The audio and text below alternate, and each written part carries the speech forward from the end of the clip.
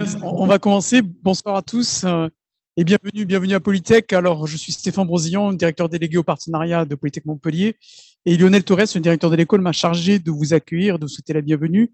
Il aurait dû être à Paris. Bon, finalement, il n'y est pas allé, mais il fait une visioconférence depuis l'établissement. Mais là, du coup, il est connecté et il vous rejoindra vers 18h quand sa visioconférence sera terminée.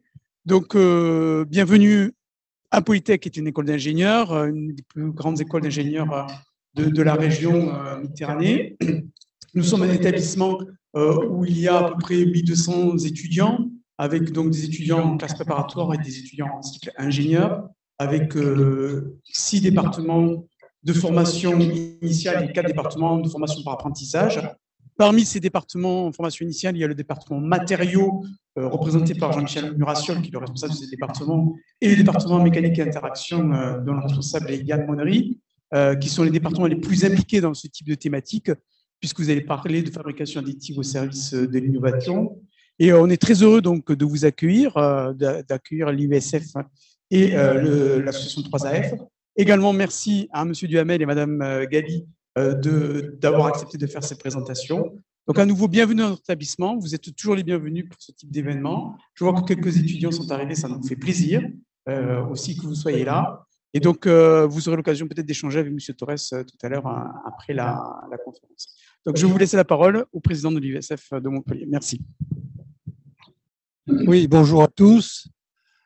Merci d'être là pour ceux qui sont arrivés et j'espère que ça va se compléter un petit peu.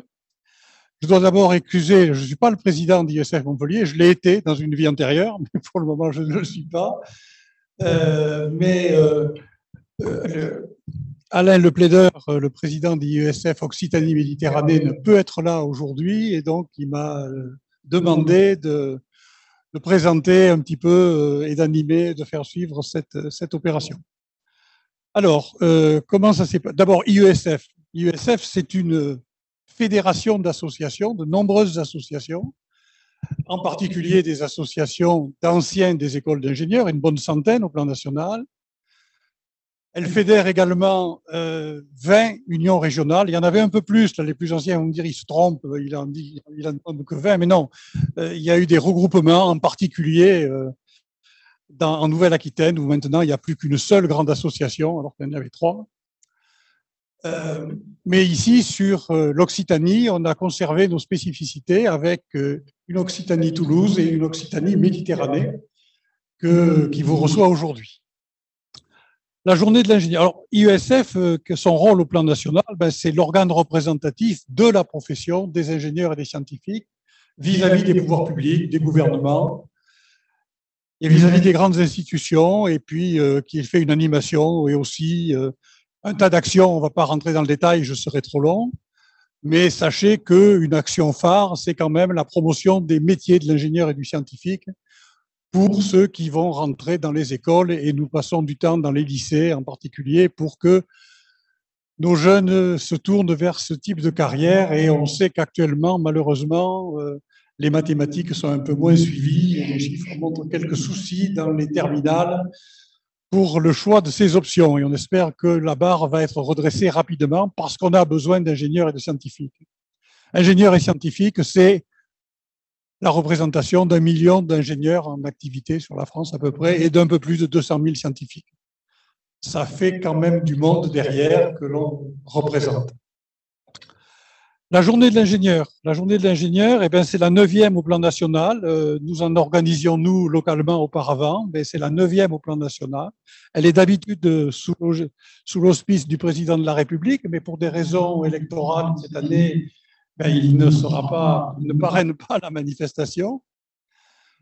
Par contre, c'est une manifestation qui est aussi placée sous la bannière du World Engineering Day, c'est-à-dire qu'il y a une journée de l'ingénieur mondiale, et donc qui est parrainée par l'UNESCO, par un organisme de l'UNESCO, et donc nous nous inscrivons au plan national dans cette démarche.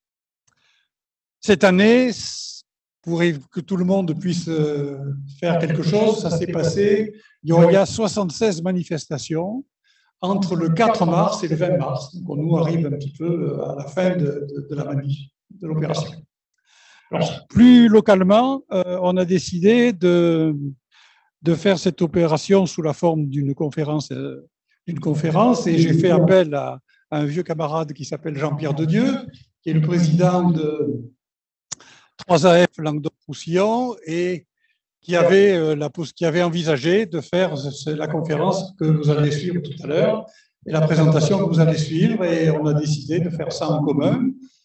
Et je veux l'en remercier et remercier Madame Galli, qui l'avait trouvé au sein de 3AF, qui est une ingénieure par l'apprentissage. Donc, c'est des choses qui se développent et elle a été un peu précurseur en la matière. Et il faut dire que c'est aussi une voie pour ces métiers qui est tout à fait importante. Et ensuite, elle a fait un doctorat et puis elle est à l'IRT, mais elle vous en dira un peu plus sur l'Institut de recherche technologique Saint-Exupéry, sur ce qu'ils font. Je vais passer la parole à Jean-Pierre Dedieu, mais auparavant, je tiens à remercier Polytech, l'université qui nous aide à la fois en nous accueillant physiquement dans notre bureau ici, mais aussi pour les manifestations que nous faisons. Et je suis content que Lionel Torres vienne passer un peu de temps avec nous tout à l'heure. Ça me permettra de le faire physiquement. Voilà, Jean-Pierre, je te passe la parole. Bonsoir, merci d'être venu. Bon, je vais être très bref parce que vous connaissez déjà un peu l'historique et comment on est arrivé à cette conférence de ce soir. Juste un mot, la 3AF, c'est l'association aéronautique et astronautique de France. Comme vous voyez, elle se qualifie de société savante de l'aéronautique et de l'espace. En fait, elle a pour but de développer et de diffuser tout le savoir scientifique du monde aéronautique et du monde spatial, qui, comme vous le savez, est souvent à la pointe dans les technologies qu'il utilise. Donc, on fait ça sous la forme de séminaires, de colloques internationaux, nationaux, des conférences nationales, régionales, ici en région Languedoc-Roussillon. Donc, on établit un programme de conférences sur l'année. En général, on en fait entre 6 et 7 par an, avec un programme étalé à peu près tous les mois. D'habitude, elles ne se tiennent pas à Polytech, elles se tiennent à l'ENAC parce que c'est là-bas qu'on a nos bureaux et que bon, c'est plutôt du côté de l'aéronautique à l'ENAC quand même. Mais tout le monde y est invité. Et l'autre aspect des choses, par les conférences, ce sont des comités techniques qui se regroupent autour de thèmes différents de domaine aérospatial, dans lesquels ils échangent entre industriels leurs points de vue, éventuellement élaborent de nouvelles solutions et rediffusent leurs informations. Donc, il y a un moyen de diffusion par le site internet de la 3AF. Je vous invite à aller le voir, c'est 3af.fr. Et si vous voulez plus d'informations sur le fonctionnement régional, venez me voir à la fin de la conférence. Petit ajout sur la 3AF, il y a des comités jeunes pour les étudiants, ah oui. Des activités par les jeunes pour les jeunes autour de l'aéronautique et du spatial. Je passe une spécialiste. Oui, on va passer la parole. Il y a deux personnes qui interviennent après. Nous avons monsieur Yvan Duhamel, qui est un local de l'étape, lui, puisqu'il est le responsable du laboratoire Pro 3D de l'université. Il vous en dira un petit peu plus sur ce laboratoire. Et puis, après qu'il vous ait dit quelques mots, ce sera Cassiopée Galli, donc, de prendre la parole et de mener la suite des débats pour cet après-midi. Je voudrais quand même noter aussi parmi nos partenaires la présence de Radio Aviva qui nous suit et qui nous accompagne et qui est là ce soir pour couvrir également cet événement. Et je tenais à signaler sa présence et à la remercier.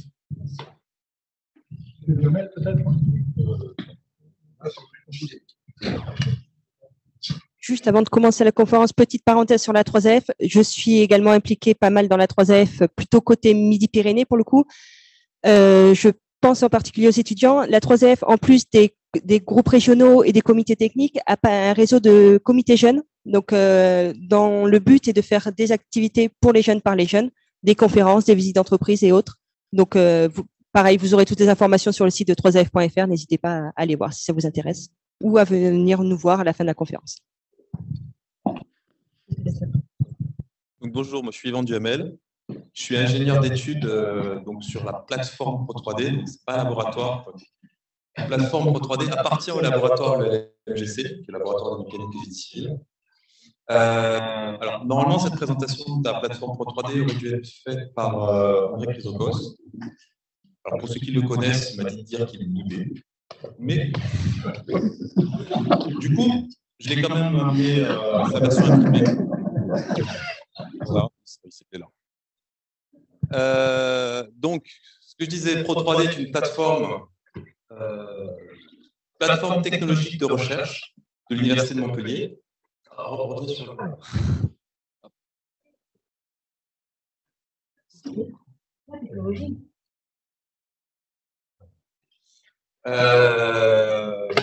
Donc les plateformes sont rattachées à des laboratoires. Celle-là est rattachée au LMGC, Laboratoire de mécanique et génie civil, et adossée à plusieurs structures qui la soutiennent sous diverses formes, en particulier Montpellier Polytech, la fac de sciences et l'université en général.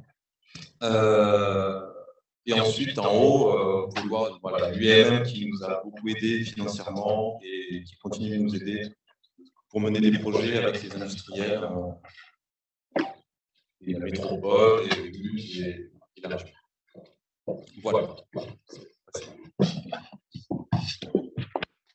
Donc, dans les activités de la plateforme a plusieurs missions. Hein, en particulier celle de favoriser le développement des recherches pour la fabrication additive au sein de l'université. Alors, on n'a pas vocation à vraiment faire toute la recherche en fabrication additive, mais au moins à essayer de donner une direction commune, de regrouper un peu tout ça dans l'université.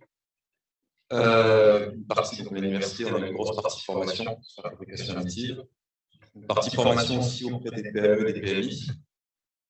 Et on participe à pas mal de projets au sein de l'université et au niveau un peu plus soit régional assez grand avec la Team Alliance, tout à l'heure, et même national avec le GDR.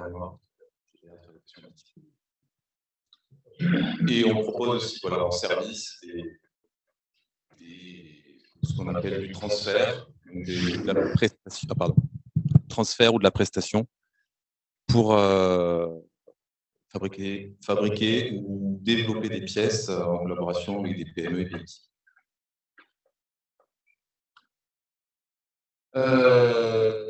Dans le thème recherche, en fait, il y a deux types de recherche. On va dire la recherche interne de l'MGC, de la plateforme Pro3D. Il y a une partie de la plateforme qui est à Nîmes, l'équipe assemblage soudé, qui fait directement de la recherche sur le procédé mis en forme de fabrication additive, un procédé particulier où ils utilisent en fait leur savoir en soudage pour mettre en forme la matière. Il y a aussi, avec l'équipe biotique de l'MGC, de l'aide à la recherche sur certaines manips. Et ensuite, il y a beaucoup d'interactions de recherche sur la fabrication, ça va de la fabrication de dispositifs d'essai à l'utilisation vraiment particulière de la fabrication additive pour l'utilisation en recherche.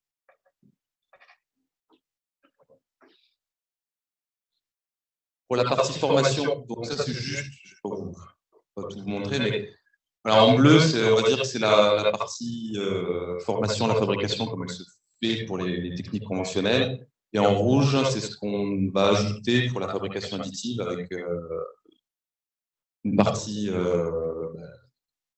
acquisition 3D par scan 3D. Toute la partie optimisation topologique qui existait déjà, mais qui prend tout son intérêt avec la fabrication additive, et la partie procédé vraiment fabrication additive avec l'utilisation de machines et de logiciels spécialisés.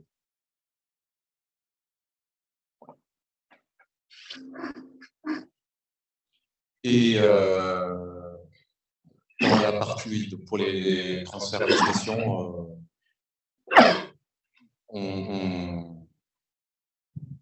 la plateforme fait la prestation et le transfert qu'on fait servent beaucoup au fonctionnement de la plateforme. C'est-à-dire que de pouvoir travailler avec des industriels, ça nous permet de pouvoir travailler avec des étudiants aussi. Et on a pas mal de collaborations avec des industries différentes. Ça va de la fabrication de petits prototypes en plastique pour essayer un dispositif électronique à dernièrement, voilà, on travaille avec une start-up qui fait dans le spatial. Vraiment de tout. Et donc ça, c'est pour ceux qui veulent faire la visite demain, c'est un peu plus en image, la plateforme qui physiquement est implantée au département mécanique de la fac de sciences à quelques mètres d'ici.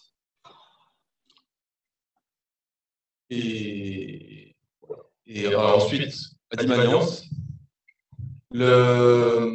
Alors, la plateforme Pro3D fait partie d'un réseau régional et même plus, puisque ça va jusqu'à la Nouvelle-Aquitaine,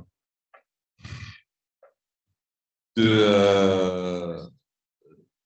Grand Sud-Ouest, avec 6 plateformes en fabrication additive. C'est porté en partie par Aerospace Valley. Et c'est un ensemble de 6 plateformes académiques en fabrication additive métallique, dont l'IRT fait partie également. Donc, bonsoir à tous. Donc, je suis Cassiopée Gali, ingénieure de recherche à l'IRT Saint-Exupéry. Alors, la présentation que l'on va vous faire ce soir se veut interactive. Aussi, je compte sur vous pour nous poser des questions, faire des commentaires, réagir, parce que sinon, en fait, on n'a pas trop d'intérêt ici, puisque concrètement, on n'a pas de présentation ficelée ou autre. C'est vraiment, on est là pour vous, pour répondre à vos questions autour du thème de la fabrication additive. Donc, ma présentation de l'IRT Saint-Exupéry, je vais la faire sur le même modèle, en fait. Donc déjà, est-ce que parmi vous, des gens ont déjà entendu parler des IRT en général? OK. Alors, les IRT, comme on l'a dit tout à l'heure, ce sont des instituts de recherche technologique. C'est un peu les équivalents des instituts Fraunhofer en Allemagne ou Catapulte au Royaume-Uni. Notre but, c'est de faire on est un accélérateur de sciences, de recherche technologique et faire du transfert vers l'industrie. Donc, en tout, en France, il y a actuellement 8 IRT, chacun ayant sa spécialité. Certains travaillant sur des filières, d'autres sur des domaines. À l'IRT Saint-Exupéry, d'après vous, on travaille sur quoi? L'aviation, l'aérospatiale et la défense. Donc, notre site, on est principalement basé à Toulouse. On a quelques sites également à Bordeaux, à Sophia Antipolis et au Québec, à Montréal. Donc, notre objectif à l'IRT Saint-Exupéry et dans les IRT de façon globale, c'est d'être un pont entre la recherche académique et les partenaires industriels. Donc pour ça, on fonctionne sur un financement de type PIA. Je ne vais pas rentrer dans le détail, mais grosso modo, 1 euro versé par un partenaire privé, c'est 1 euro versé par l'État sur les projets. Donc des projets collaboratifs, on met tout le monde autour d'une même table, que ce soit les académiques, les partenaires industriels, et on fait des projets plus ou moins conséquents et on sort de belles pièces. Donc, à l'IRT Saint-Exupéry, pour vous donner un peu nos partenaires industriels, ça va être Airbus, Safran, Thales, Liebherr, mais également des PME, tels qu'Element, je sais pas, des partenaires qui font de la caractérisation mécanique, de l'usinage, des choses comme ça. Et donc, à Saint-Exupéry, comme je vous l'ai dit, on travaille dans le domaine aéronautique et spatial, et ça sur différents thèmes. On n'est pas un IRT où on est sur une spécialité, on travaille vraiment sur différentes technologies, différents domaines d'activité.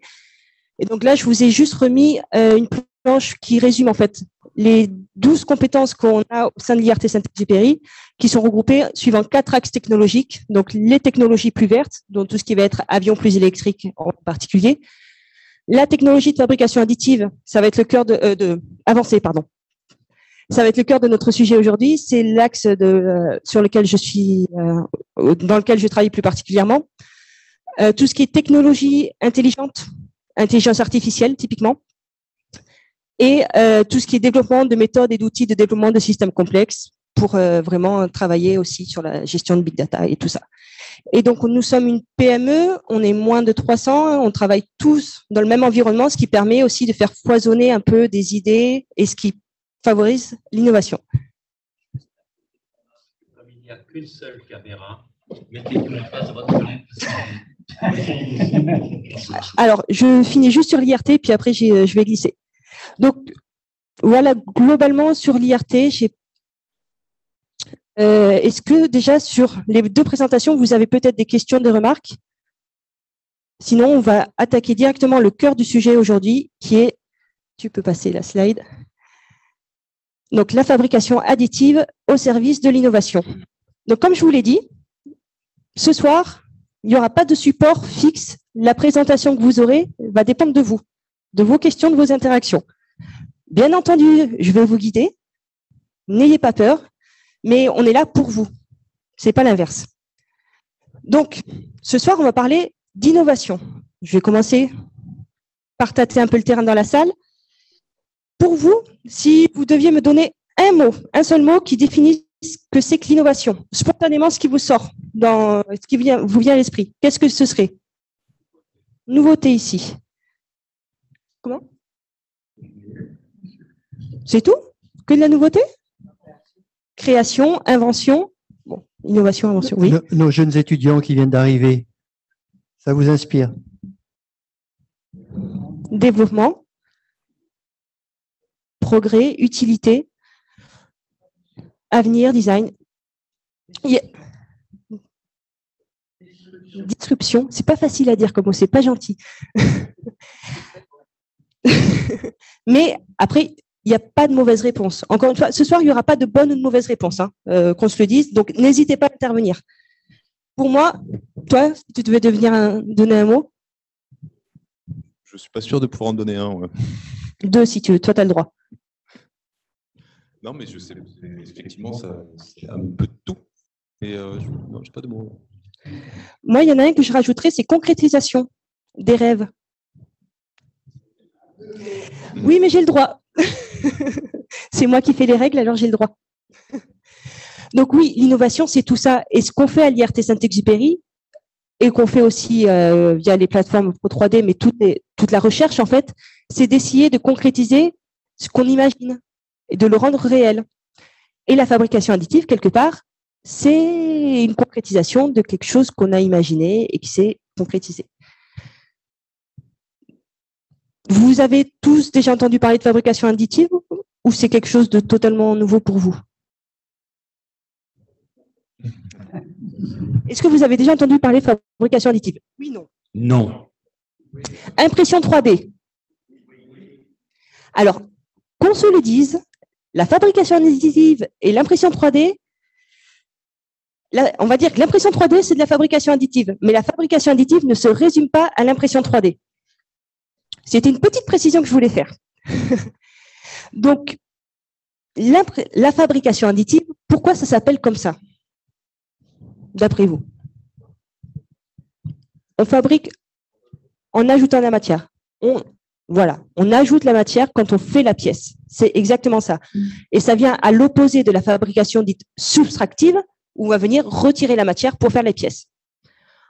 En soi, la fabrication additive, ça fait longtemps que ça existe. Quand on construit une maison, on rajoute des briques avec des briques avec des briques. La maison, c'est un résultat de fabrication additive en soi. Qui parmi vous n'a jamais joué avec des Lego ou des jeux de construction? Donc, vous avez déjà tous fait de la fabrication additive. Voilà. Donc, vous allez pouvoir me répondre à plein de questions, c'est génial. Donc, la fabrication additive, c'est quelque chose qui se développe de plus en plus parce qu'on a les moyens technologiques qui nous permettent de développer ces procédés. Il a fallu attendre de maîtriser des lasers, de pouvoir faire des faisceaux d'électrons et autres pour pouvoir mettre en place des procédés dont je vous parlerai un peu plus tard, si les questions viennent. Et donc, la fabrication additive, on en parle, on dit que beaucoup c'est à la mode. Néanmoins, il ne faut pas voir ça comme une famille de procédés qui va remplacer ou révolutionner, enfin, révolutionner, oui, peut-être, remplacer ce qui existe déjà en procédés conventionnels de fonderie ou soustractive. Non. Petite question, facile. Qu'est-ce que c'est? De l'argile cuite. Brique, argile cuite, ça ressemble à une brique. OK. Qu'est-ce que c'est? Du bois, un livre, on va prendre un livre, ça m'arrange. Moi, je vous dis que c'est la même chose. Un parallélépipède, un parallélépipède. Je peux faire un mur avec. Je peux faire un mur avec. Maintenant, il n'y a peut-être pas beaucoup d'intérêt à faire un mur avec un livre. Disons que ça risque de coûter cher et bon, c'est peut-être pas la première utilisation du livre. Ben, pour la fabrication additive, c'est pareil. Il n'y a pas trop d'intérêt à aller faire une pièce qu'on maîtrise déjà très bien avec des procédés conventionnels. Maintenant, on peut faire des nouveaux trucs avec la fabrication additive. Il y a des géométries, des cubes comme ça. Je vous mets au défi de le faire avec une technologie subtractive. Vous n'y arriverez pas. Il y a beaucoup de choses qui découlent du fait qu'on va créer le matériau couche par couche pendant qu'on va qu'on va créer la pièce et le matériau en même temps au final. Typiquement, si j'ai pris l'exemple de la brique et du livre, c'est pas anodin. La fabrication additive, on va faire notre pièce couche après couche. Comme on a une page après une page après une page qui nous raconte une histoire. En fabrication additive, on peut avoir accès à l'histoire de la pièce, de sa création aussi, par des moyens de monitoring ou des choses comme ça. Et ça, par rapport au procédé de fabrication conventionnelle, je vous laisse mariner un petit peu, mais ça peut avoir des avantages. Si on travaille avec des gens, par exemple, de l'intelligence artificielle ou des choses comme ça. On en reparlera un peu plus tard. Donc, je vous ai dit tout à l'heure, la fabrication additive, l'impression 3D est incluse dans la fabrication additive, mais ce n'est pas toute la fabrication additive. D'après vous, à la louche, combien vous voyez de familles de procédés? Parce qu'au final, c'est une famille, il y a plusieurs familles de procédés au sein de la fabrication additive. Notre but, c'est de rajouter de la matière. Comment on pourrait rajouter de la matière couche après couche, d'après vous? Solution, fusion, compression,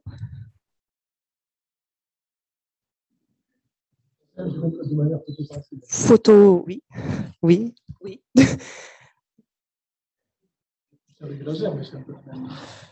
Laser, ça couvre la fusion, ça couvre la photosensibilité aussi, un peu tout ça. Et d'après vous, quel type de matériau on peut mettre en œuvre par fabrication additive? La réponse est hyper facile. Tous. Grosso modo. Alors, les technologies qui sont liées sont plus ou moins matures, en fonction des matériaux, mais dans l'absolu, on peut tout faire, tout mettre en œuvre par fabrication additive. Je suis en train de vous vendre du rêve, qu'on se le dise. Si on est là, Yvan et moi, on est tous les deux chercheurs dans le domaine, c'est pas pour rien. Donc, il y a plein de familles de fabrication additive. Alors, c'est génial parce que vous voyez pas trop. Je me suis mis des petites penses-bêtes dans l'image, en fait, mais c'est bien, vous les voyez pas trop. Donc, vous m'avez pas répondu d'après vous. Du coup, maintenant qu'on sait qu'il y a plein de méthodes différentes pour faire des couches et que ça concerne plein de matériaux différents, si vous deviez me donner un nombre de familles à la louche, on va dire entre 0 et, bon, disons 20. On va faire des enchères. Des familles de procédés de fabrication additive. J'ai entendu 10 par là. Qui dit mieux? Ou moins bien? 14, 12? Moi, j'aurais dit plus que 20 même. Je parle de grandes familles. On va se limiter à 7. C'est déjà bien. Alors, 7 qui était caché. Ah non. Juste ici. Donc là, vous avez les différentes familles, classes de procédés, on va dire, qui existent en fabrication additive et qui sont aujourd'hui référées dans la norme ISO, machin chouette. Donc, comme vous pouvez voir, ce que vous avez dit tout à l'heure, on le retrouve ici. Donc, la photopolymérisation, la projection de matière, donc la matière sous forme de poudre qui va être projetée et déposée, la projection de liant. Donc, liant, c'est ce qui va, peut-être que ce sera plus à même en parler, mais c'est ce qui va lier la matière entre elles. Une résine, par exemple. Oui, après, il y a plein de liants. Oui, il y a plein de liants. On va pouvoir fusionner de la matière, mais la fusion peut se faire sur différents types de matériaux, de différentes manières. Donc, on a ce qu'on appelle la fusion de lit de poudre. Et typiquement, les pièces que vous avez ici, cette partie-là, celle-là, sont issues de fusion de lit de poudre. Là, c'est tout simple. On vient faire des fines couches de matériaux sous forme pulvérulente, donc de la poudre, beaucoup de métallique, mais on fait également avec des polymères et des céramiques. On vient fusionner, mais pour fusionner, là encore, il y a plein de méthodes différentes. Le laser, le faisceau d'électrons, c'est déjà bien. L'arc électrique, oui, effectivement, pardon. Pour le lit de poudre. Après, ah non, ça vient après. L'extrusion de matière, bon, ça c'est plus classique, c'est l'imprimante 3D, si je ne me trompe pas. Ouais, c'est de l'extrusion de matière. Vous avez une petite buse, vous fusionnez votre fil et puis vous le déposez. On peut faire des bétons aussi. On fait des métaux aussi. Ça se développe de plus en plus. Le dépôt de matière sous flux d'énergie dirigée. Alors là, cette pièce-là est issue de ce type de procédé. On vient projeter la poudre au même endroit que d'où sort le laser, typiquement. Et à l'endroit où le jet de poudre et le faisceau laser se croisent, on va avoir fusion de matière, on va venir le déposer et faire notre pièce comme ça. Donc, on a le DED, le WAM aussi. Donc, DED, c'est de la projection de poudre avec un faisceau laser. Le WAM, c'est de la projection de poudre avec un arc électrique. L'idée, c'est de fusionner la matière. Donc, avec des niveaux de finesse, comme vous pouvez le voir, différents suivant les procédés. N'hésite pas à m'interrompre. Hein, si. Et enfin, la stratification de couches, ça on n'en a pas parlé, mais le premier procédé référencé comme... je vais avoir un trou, je vais avoir oublié le nom, la stéréolithographie, ouais. Donc développée dans les années 80 principalement. 86. Le brevet 86. Est considéré comme le premier procédé de fabrication additive récent. Après, si on considère que de construire sa maison, c'est de la fabrication additive. Alors, déjà, est-ce que vous avez des commentaires? Oui.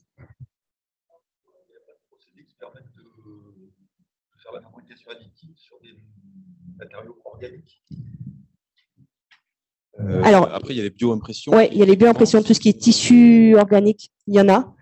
Mettre en forme les cellules directement. Mais justement, moi, c'est pour ça que j'en ai remis. Mais ça, c'est les normes. Ça, c'est la norme.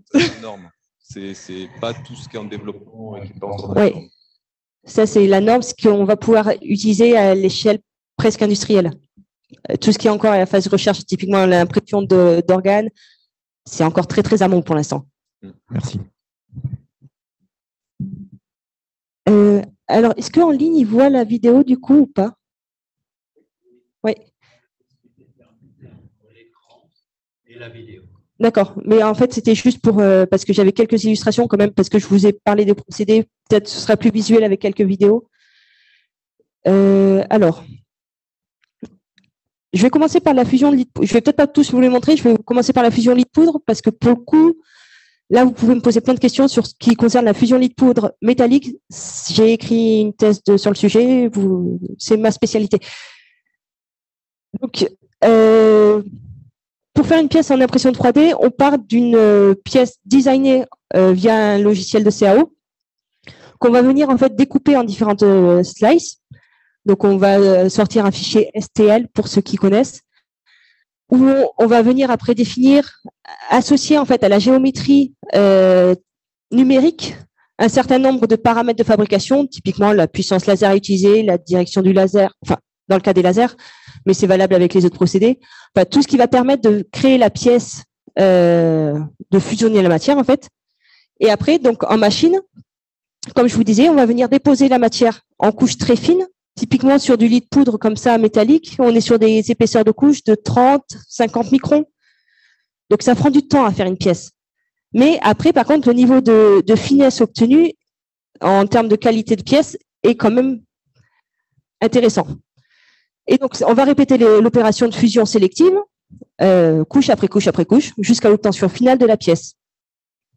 À titre d'exemple, l'impression d'une pièce comme ça, donc de cette hauteur, ça a été fait avec des épaisseurs de couche de 50 microns à la louche. C'est un peu plus de 6 heures de fabrication. Mais sur le plateau de fabrication, au moment où j'ai fait cette pièce, donc qui tourne toute seule, c'est génial. J'ai fait cette pièce en même temps, j'ai fait cette pièce en même temps, Et j'en ai fait plein d'autres que j'ai pas ramené ici. Donc, après, il y a peut-être des petites particularités liées au procédé. Là, vous avez vu l'opérateur qui sortait les supports. Donc, typiquement, vous avez une belle illustration ici. Sur les procédés lit de poudre, quand on va venir fusionner la matière, si vous fusionnez de la matière sur un lit de poudre et qu'il n'y a rien en dessous pour supporter la matière que vous venez de créer, ça s'effondre et vous n'allez pas pouvoir faire la pièce et l'amener jusqu'au bout. Je pense qu'il y a eu des petits soucis du genre. Alors, c'est souvent les supports, on commence à appeler ça des encres plutôt, d'accord? Parce que c'est pas un problème d'effondrement, parce qu'il y a déjà de la poudre, mais plus un problème lié au thermique. On vient faire couche par couche, mais on fusionne la matière sous forme de poudre. Et en refroidissant la matière, elle se rétracte. Et on recommence ça sur la couche du dessus. Et donc, ça fait comme un bilan, en gros, et on a la matière qui a tendance à remonter. Et les supports, en fait, servent surtout à éviter à la matière de remonter. Comme on fait des couches de 50 microns, si la matière remonte de plus de 50 microns, ça fait des soucis. Et ce qu'il faut bien voir aussi, c'est que, en fait, en machine, on a des parties, donc, ce qu'on appelle le racleur, le ricoteur, ça dépend, qui va venir nous permettre d'étaler la poudre, de maîtriser l'épaisseur de poudre qu'on vient à mettre. Si la matière remonte pendant que vous fabriquez, le ricoteur, lui, il avance, hein, il s'en moque. Et quand il y a collision, c'est bon. Ça abîme le ricoteur. Et vu les coûts des machines actuellement, il faut faire attention au matériel. Alors aussi, les supports, donc ça permet quand même d'avoir la matière qui se crée quand vous n'en avez pas dans le cadre du lit de poudre avec le laser. Il y a d'autres technologies où il n'y a pas besoin de ce type de support parce qu'on va venir en fait friter la matière, donc la consolider, mais pas totalement de manière de base sur tout le plateau, et on va consolider plus fermement uniquement certaines parties. Et donc on fait un fritage, une fusion. Donc typiquement ce genre de pièce, donc ça a été fait par lit de poudre avec fusion par faisceau d'électrons. Et avec faisceau d'électrons, on n'a pas besoin de faire les supports comme on les avait avant. Donc tout ça, c'est quand même, quand je vous disais qu'on peut tout faire avec la fabrication additive, il y a quand même des contraintes. Alors, vers quel sujet aller? Oui. Quand vous parlez de poudre, jusqu'à quelle taille vous entendez le terme? Parce que j'ai l'impression que ce que vous décrivez, et a fortiori, ça m'a frappé quand j'ai vu l'impression qui est extrêmement plate. Je me dis, mais on n'est pas loin de la photographie argentique. Alors, typiquement, les épaisseurs de couches déposées, on va 30 microns. Sur la fusion laser, faisceau d'électrons, on monte à des épaisseurs plus importantes. Donc, ça veut dire que la poudre qu'on étale doit avoir un diamètre théoriquement plus petit. En vrai, quand on fait de la fusion laser lit de poudre, c'est du 20 microns jusqu'à 60 microns. On a en fait un tassement dans la poudre en dessous. Donc, les premières couches, on n'a pas forcément de la poudre partout. Il y a des particules plus fines. Ça aussi, ça explique des défauts qu'on va générer, tout ça. Mais ça, c'est la suite de la présentation. Mais il y a des technologies de fusion sur lit de poudre où on a des poudres plus fines et des lasers plus fins et on fait des couches, on peut descendre. Je sais pas combien descendre autour de 10 microns. Alors, de toute façon, actuellement, les machines laser fusion lit de poudre, le diamètre de spot, il est autour de 80-100 microns. Donc, on va difficilement avoir quelque chose de plus fin. Mais actuellement, il y a des machines qui sortent avec des diamètres de spot j'ai vu passer du 30 microns. Donc, ce qui permet vraiment de travailler en finesse. Mais là, ça rajoute beaucoup d'autres problématiques, des cordons de fusion à rajouter, des choses comme ça. Plus on est fin, plus on est précis, mais plus on est lent.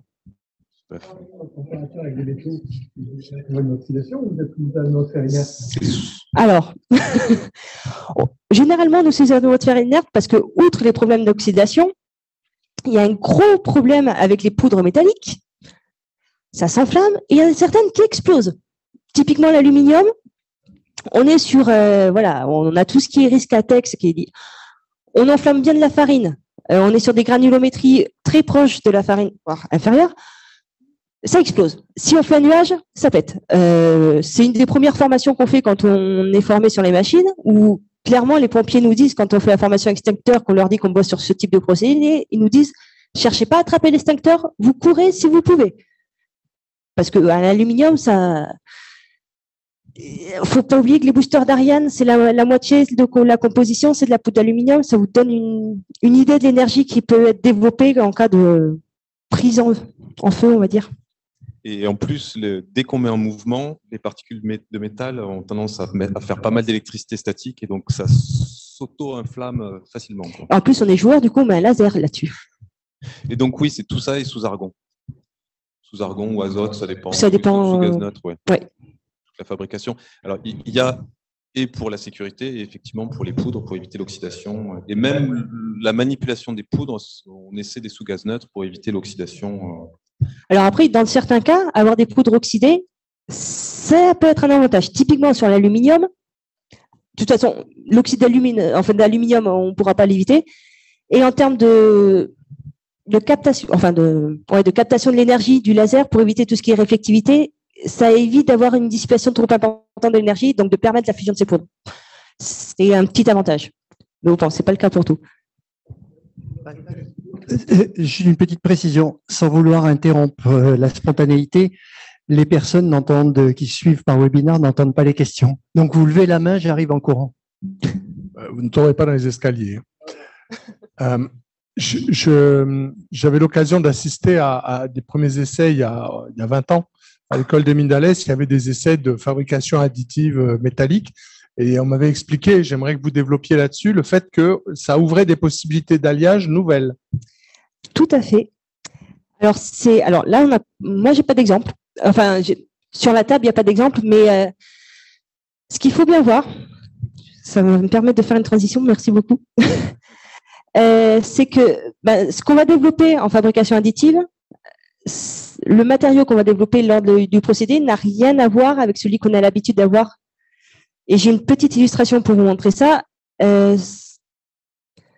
Donc là, vous avez deux microstructures d'un même alliage d'aluminium, A7G06, par fabrication additive brute de fabrication, où vous voyez bien, enfin, vous devinez, les cordons de soudure qui se superposent les uns aux autres. Et ce que vous voyez en plus foncé, c'est une sorte de squelette de silicium qui est venu se créer, chose qu'on n'avait absolument pas avec les procédés conventionnels. Vous avez à peu près iso-échelle une microstructure d'un même alliage fait par fonderie. Pas de traitement thermique, rien du tout.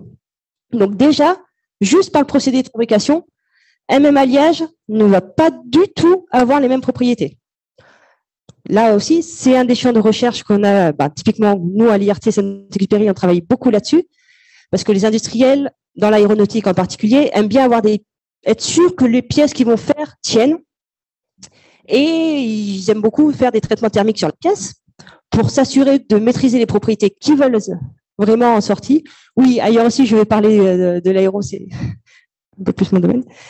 Et le souci, c'est que tous les traitements thermiques qui avaient été développés pour des procédés conventionnels avec une microstructure comme vous l'avez là, si vous l'appliquez à la microstructure fabrication additive, ça marche pas du tout.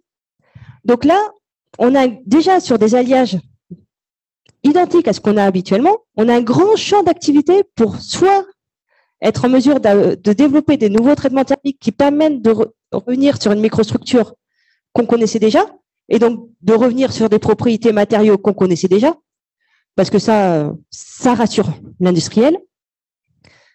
En même temps, on se dit, c'est dommage, on a un nouvel type de microstructure qu'on ne connaît pas, autant essayer de tirer profit de ces matériaux qui, du coup, sont différents des autres matériaux, avec des propriétés, des fois un petit peu d'isotropie, des choses comme ça.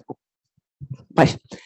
Mais on va aussi chercher à développer des traitements thermiques qui permettent non seulement de conserver la spécificité des matériaux développés par fabrication additive, mais aussi de les améliorer.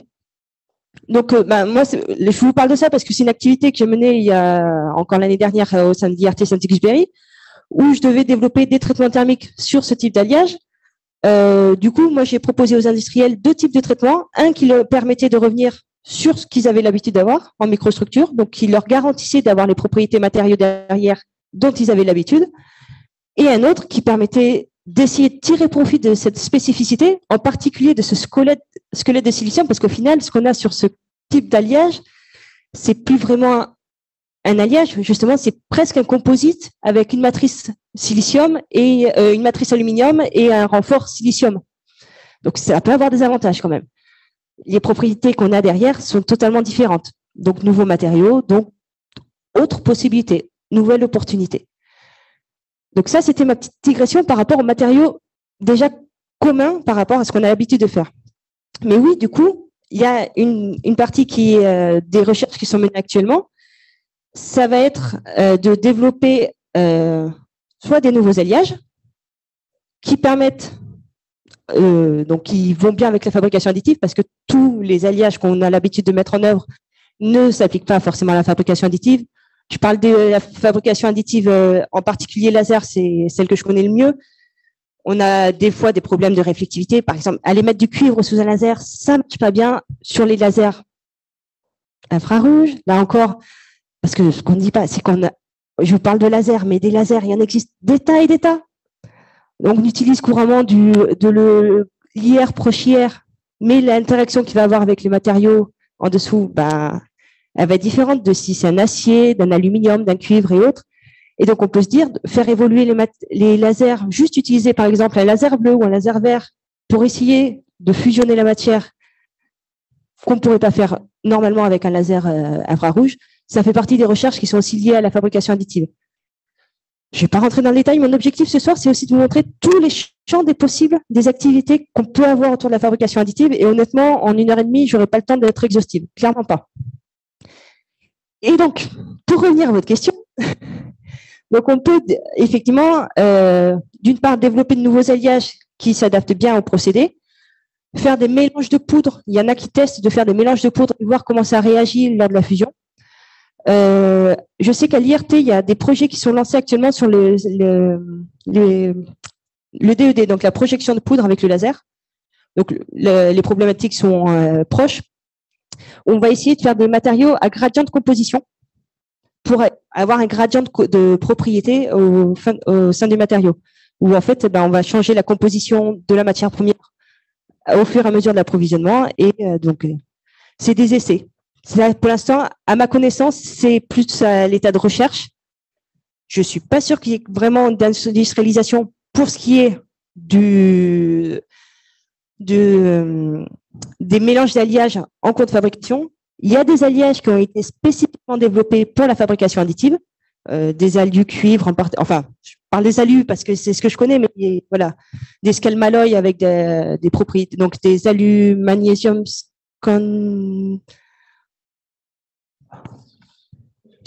voilà. Enfin, un alliage qui a été développé par Airbus, dont on tire à la composition. Voilà, des alliages qui n'existaient pas avant, mais qui ont été faisables et qui présentent de très bonnes propriétés grâce à la fabrication additive. C'est vrai qu'il y a beaucoup d'études aussi sur comme elle disait, de changer le matériau en cours de fabrication. Et donc, elle donnait l'exemple de différents alliages métalliques, par exemple, mais on a vu des... Ouais, ça peut être aussi... Avec le polymère, on fait aussi plusieurs matériaux. Enfin, je ne vais peut-être pas faire tourner, mais typiquement, vous avez un exemple de crâne qui a été imprimé. Je vais te laisser en parler, c'est toi qui l'as fait. Donc, ouais, alors... mais avec deux matériaux. Oui, parce qu'on parle du métal, mais en fabrication additive, voilà, ça c'est polymère. Et c'est trois matériaux. Trois matériaux qu'on peut soit appliquer séparément, la machine peut appliquer séparément, soit il y a du transparent, du blanc et du noir, mais en mélangeant le blanc et le noir, on peut avoir différents niveaux de grillage. Et ça sort comme ça. Et donc je disais, oui, en multimatériaux, j'ai vu aussi des essais de céramique, métaux. Essayer de faire des pièces composites, céramique, métaux. Il y a vraiment plein de possibilités. Une charge minérale pour faire... Alors, des charges minérales dans les polymères, il y en a plein. Charge minérale, j'ai rencontré un créateur d'entreprise qui a développé quelque chose et il dit « je fais des statues en 3D ». Parce que la charge minérale atteint les 50% pratiquement. Et voilà. Il y a des charges, on fait des billes pour augmenter les caractéristiques mécaniques, des fils de carbone, des billes de verre. J'ai même vu un fabricant qui faisait un fil polymère avec des charges de coquilles d'huîtres. Bon, c'était plus esthétique, mais... Market Forge, qui fait Mark Forge, pardon.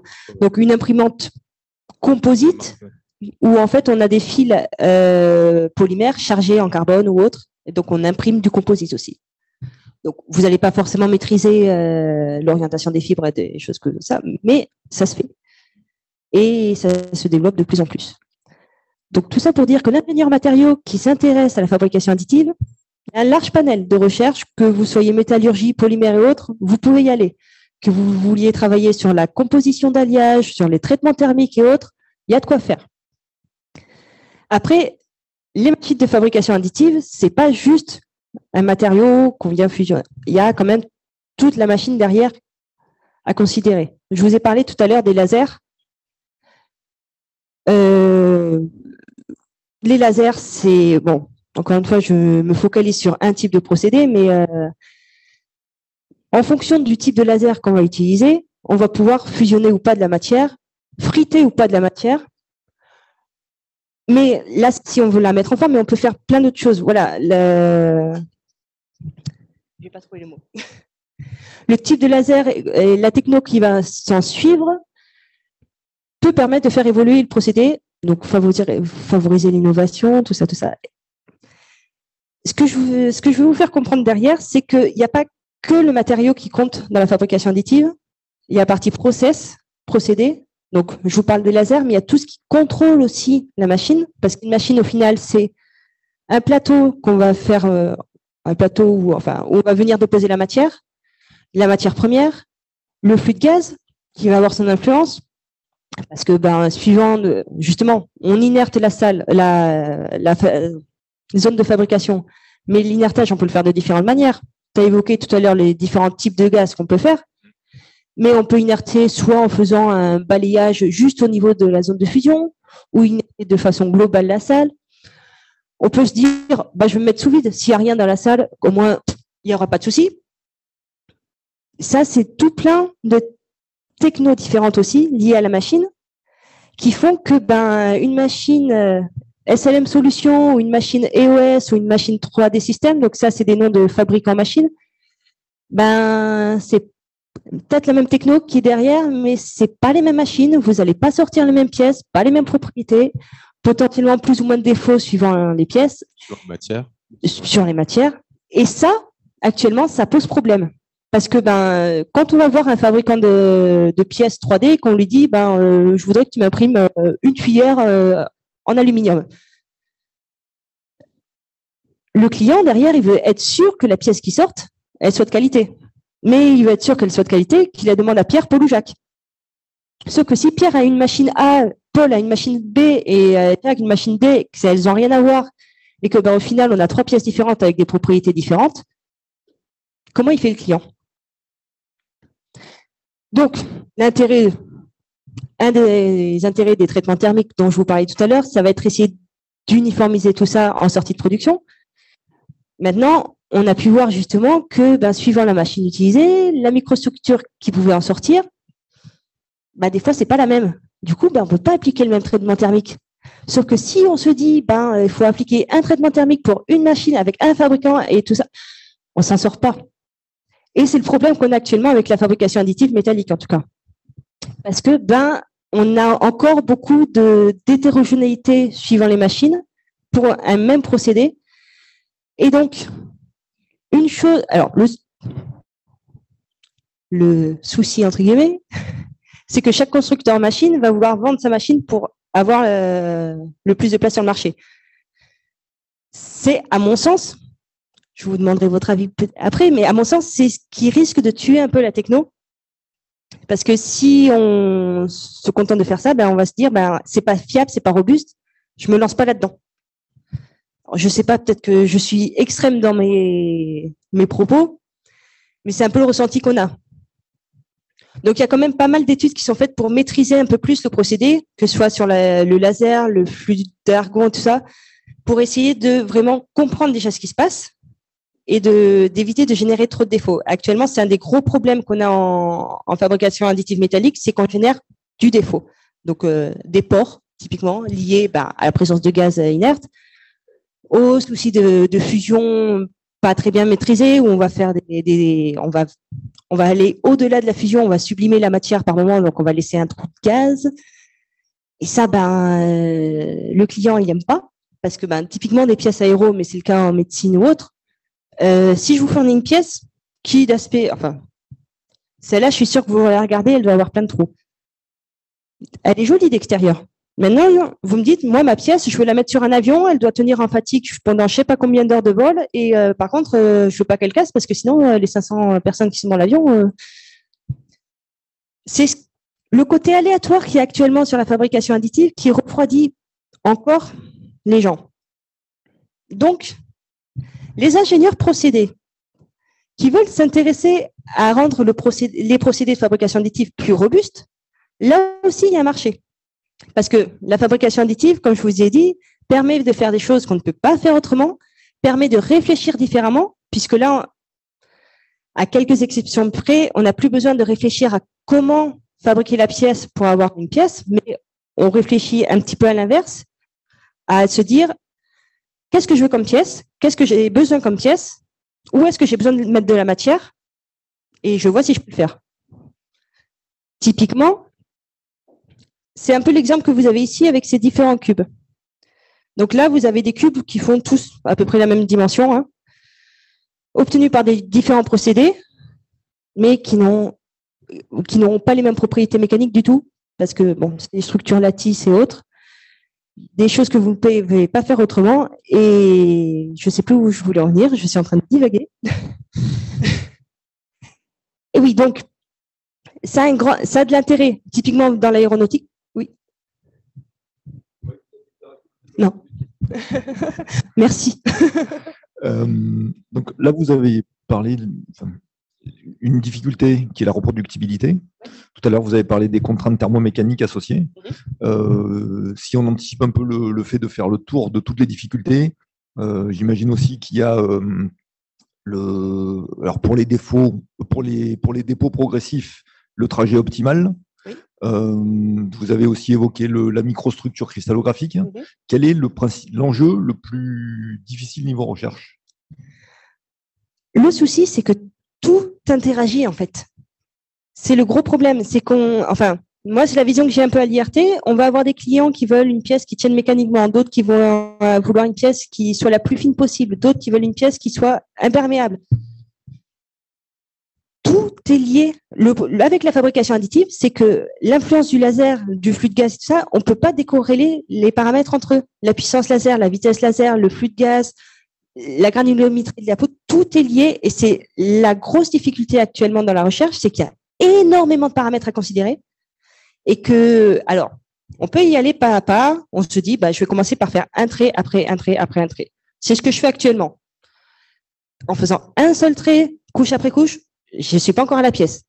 Et le souci, c'est que quand je vais rajouter un deuxième trait à côté, alors ce qu'il faut bien voir, c'est que le premier trait de fusion que je vais faire, il ne va pas fusionner que la petite couche de 50 microns que j'ai mis. Il va fusionner les couches en dessous. En général, un ordre d'idée, c'est de 5 couches inférieures. Donc, on refusionne la matière. C'est aussi pour ça qu'on a des microstructures particulières, parce que il y a des cycles thermiques très particuliers avec la fusion laser où on vient fusionner la matière qui refroidit quasiment instantanément, qui va réchauffer, refroidir, réchauffer, refroidir, et puis après, elle va être juste chauffer un petit peu et refroidir, réchauffer. Donc là, on a des choses très particulières.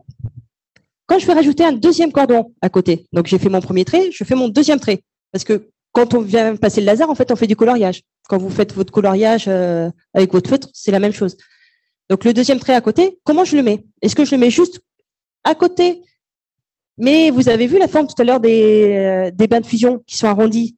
Est-ce que je suis sûre que si je le mets juste pile poil à côté, la poudre qui est en dessous, elle va bien fusionner? Ou est-ce qu'au sein de la pièce, je vais encore avoir un peu de poudre? Et donc, quelque chose qui ne va pas être bon mécaniquement derrière. Ou est-ce que je superpose? Mais dans ce cas-là, si je superpose, je vais refusionner une partie du premier cordon. Donc, ça va me faire encore changer le matériau. Potentiellement, je vais introduire d'autres défauts, des pores, de gaz, des choses comme ça. C'est pas si simple. Et là, je vous parle que de puissance laser, vitesse laser, épaisseur de couche. Bien entendu, en fonction de la quantité de poudre que je vais mettre, je vais pas pouvoir avoir le même type de géométrie de cordon et tout ça. Je vous ai parlé donc de la distance entre les cordons. Mais ce qu'il faut voir aussi, c'est que mon coloriage, je peux faire des grands traits ou je peux faire des petits carreaux. La thermique qui va s'en suivre va être différente, donc le matériau derrière va être différent. Et il y a le flux de gaz, la vitesse du flux de gaz. il y a énormément de paramètres.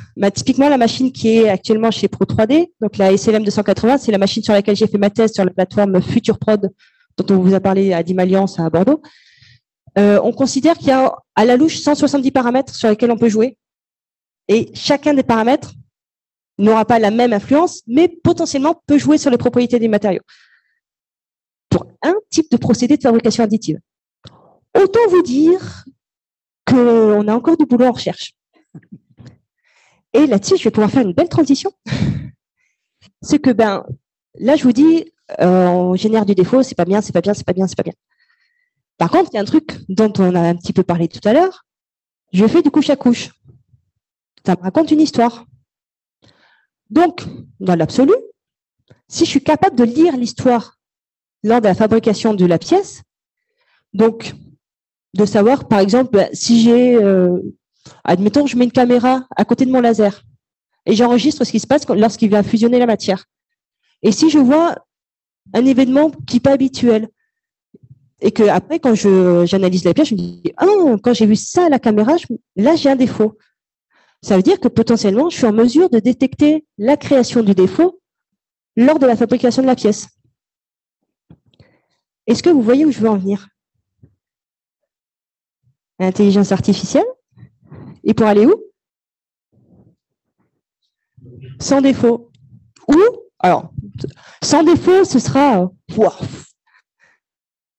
ou arrêter la fabrication, ou déjà savoir qu'on a du défaut dans la pièce, sans aller forcément faire du CND, de la tomographie, de la radio, des choses comme ça. Déjà, ça, il y a un fort potentiel. Imaginez, vous fabriquez votre pièce, en même temps, vous faites son contrôle.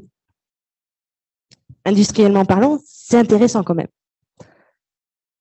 Soit on arrête la fabrication parce qu'on se dit, le défaut qui est là, hop, je ne sais pas quoi faire. Soit on travaille sur les paramètres procédés. Je sais que si je fais un peu varier localement la puissance, la vitesse du laser et autres, je vais pouvoir venir réparer pendant la fabrication le défaut que j'ai créé juste avant. Et donc, potentiellement, sortir une pièce sans défaut.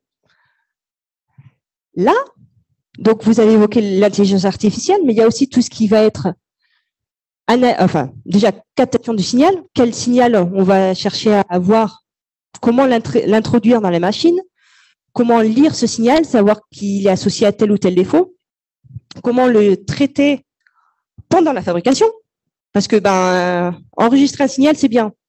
Il faut déjà le stocker pendant la fabrication. Big data, tout ça, ça va être très, très intéressant. Il faut l'analyser pendant la fabrication, mais quasiment simultané, parce que s'il faut venir réparer la couche d'après, je ne vais pas passer 10 minutes entre chaque couche de fabrication, ou juste pour me dire, attends, je vais peut-être réparer, parce que industriellement parlant, ça n'a pas de sens. Mais tout ça, c'est des potentiels qu'on a avec la fabrication additive, qu'on n'a pas nécessairement avec les autres types de procédés, parce que là, on vient fabriquer couche à couche. Donc, tout ce qui est monitoring in situ, et même analyse in situ et réparation in situ, là, si vous arrivez à faire ça, franchement, il y a beaucoup, beaucoup, beaucoup de potentiel. Je vous dis, perso, je travaille là-dessus. C'est pas facile. Parce que comme on disait déjà, rien que le procédé à maîtriser, comprendre ce qui se passe et tout ça, avec les cinétiques hyper rapides, c'est pas facile. Actuellement, on fait des pièces, on essaye de comprendre comment elles se fabriquent. Pourquoi ça se fabrique? Pourquoi on a ça ou ça? Ce qui serait déjà bien si on arrive à comprendre tout ce qui se passe. Mais se dire derrière, maintenant que je comprends ce qui se passe et que je sais interagir, je sais que typiquement mon laser, si je mets un peu plus de puissance, je vais refusionner une zone plus large, donc faire un patch de réparation. Donc le port que j'avais détecté avant, je l'élimine. Et la couche d'après, je vérifie qu'il n'y soit plus, parce que s'il y a encore, c'est pas trop d'intérêt. Là, vous avez un procédé de fabrication qui devient presque autonome, qui vous garantit une pièce presque parfaite. La question étant derrière, est-ce qu'on cherche vraiment à avoir une pièce parfaite?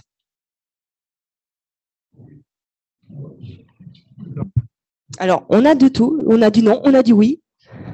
Trop cher, on est d'accord? C'est la question que je voulais avoir. La pièce parfaite, c'est quoi au final? Elle marche pas, certes, mais elle marche pas pour telle application. Mais si je change d'application, actuellement, on cherche le zéro défaut. Mais ce qu'on voit aussi, c'est que certaines pièces de fabrication additive avec plein de défauts semblent avoir des propriétés équivalentes, voire meilleures, que ce qu'on a avec des pièces avec moins de défauts, mais des procédés conventionnels. Alors actuellement, il y en a pas mal qui sont réticents à ne pas mettre les pièces pleines de défauts en circulation, merci, parce que il y a du défaut, alors on ne sait jamais. Mais si on sait qu'elles ont de meilleures propriétés, même avec ces défauts, parce qu'elles sont issues de fabrication additive, donc des propriétés initiales différentes et autres, c'est une question ouverte. Moi, j'ai pas la réponse ce soir, mais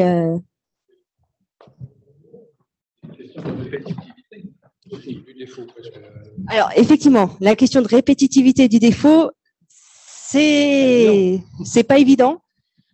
Après, on peut se dire qu'on peut définir un critère de défaut acceptable. Mais la définition de ce critère reste à faire. Autre activité possible. Alors, il y a monsieur qui a le micro et après, juste vous. Oui, ça me fait penser à la nacre qui a été beaucoup étudiée, qui est fabriquée par les organismes vivants, les mollusques, les bivalves. Et en fait, typiquement, la nacre, elle a l'air parfaite comme ça quand on la regarde. Et ce qui crée sa robustesse, c'est justement le fait que c'est composé de plaques d'aragonite un petit peu en vrac. En fait, il y a plein de types de nacre.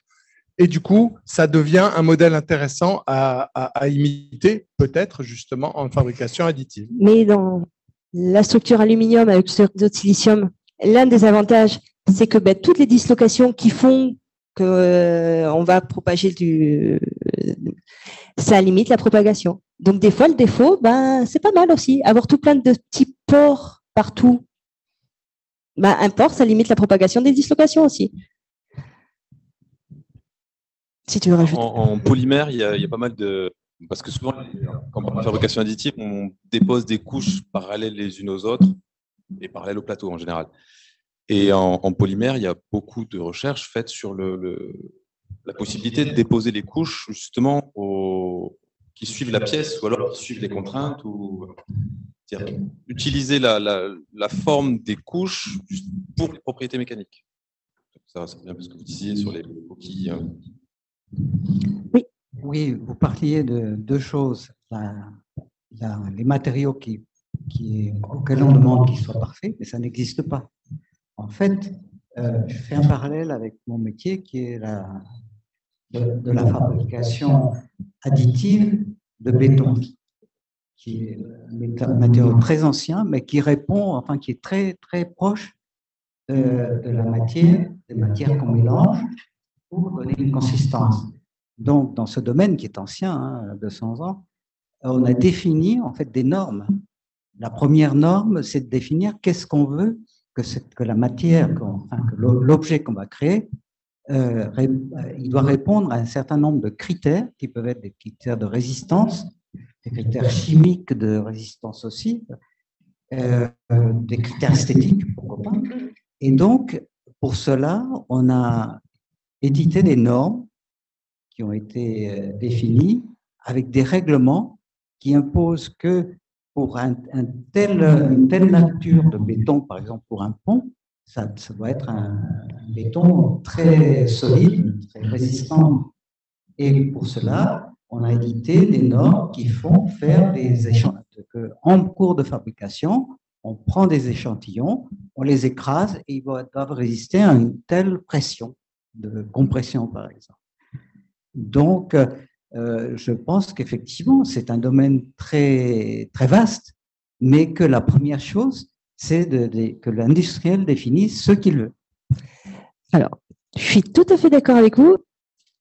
Et il y a quelque chose de supplémentaire aussi. Les normes, oui, sur les métaux, elles existent déjà. On pourrait très bien appliquer les mêmes. Je reviens là-dessus. Le souci. L'avantage de la fabrication additive, c'est qu'on peut faire un matériau structuré. Et les normes associées à des matériaux structurés, voilà. Donc, il y a du travail. Mais voilà, actuellement, justement, sur la partie métallique, on se base sur les normes existantes, bien entendu. je pense qu'il y aurait un développement à faire sur le bénéfice de la fabrication additive, typiquement sur ce genre de structure. Et si je vous dis ça, c'est parce qu'on y travaille aussi à l'IRT Saint-Exupéry, mais pas que.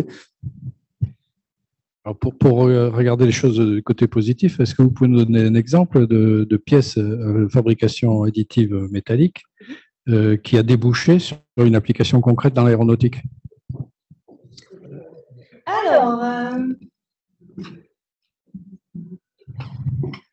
Alors, on n'est pas encore sur la pièce structurale.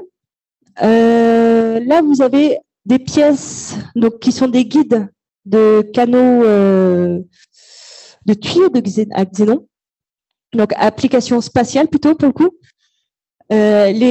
Alors, j'ai pas mis mes exemples aéronautiques parce que j'étais pas sûre de pouvoir les diffuser, mais je pourrais vous en montrer en off, il n'y a pas de souci. Donc ça, c'est des pièces en AS7G06, hein, le même alliage que celui-là. Il y a 14 pièces par satellite, 4 satellites par an, et ça vole depuis 2014. Donc il y a quand même déjà pas mal de pièces fabrication additive à l'U qui sont sorties et qui sont là-haut. J'ai d'autres exemples. Donc ça, c'était un exemple Airbus DS. Alors. Airbus Defense and Security. Defense and Space. C'était pas celui-là. Peut-être que tu veux dire 2 mots sur celle-là? C'était pas celle-là. Donc là, bon. Bah, ouais.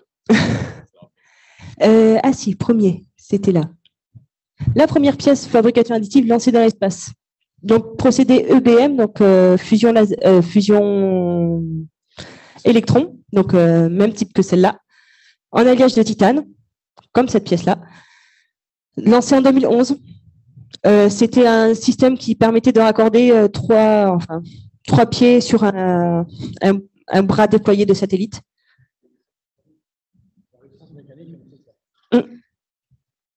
Donc voilà, 2011.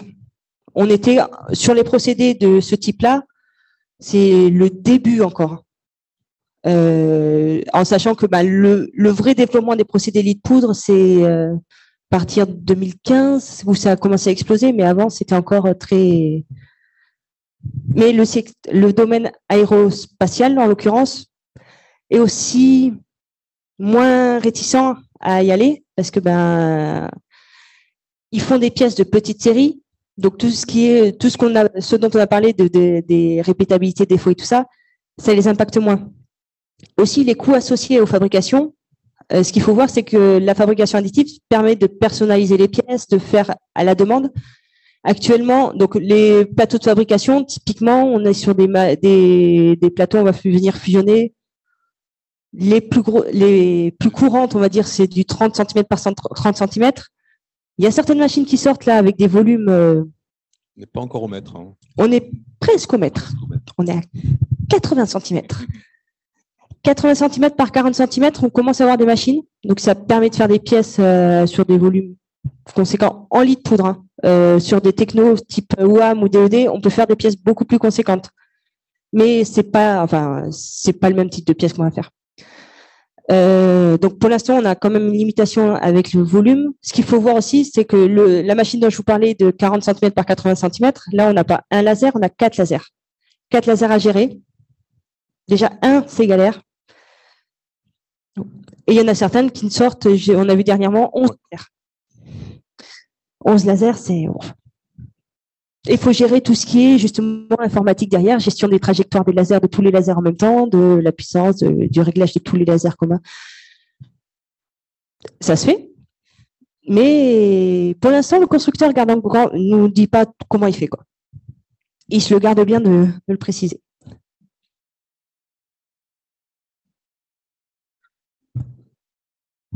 Oui. Comment?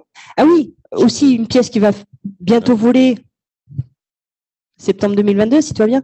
Prometheus, moteur sur Ariane 6. Fabrication additive. Entièrement développé en fabrication additive. Voilà. Tout le système de propulsion, je crois, quasiment. Où on a pu faire, c'est un peu le principe de cette pièce-là. Je vais essayer.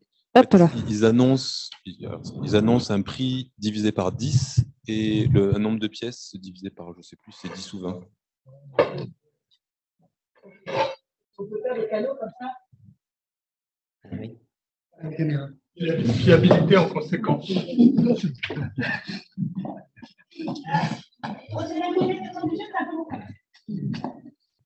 J'ai fait ma muscu.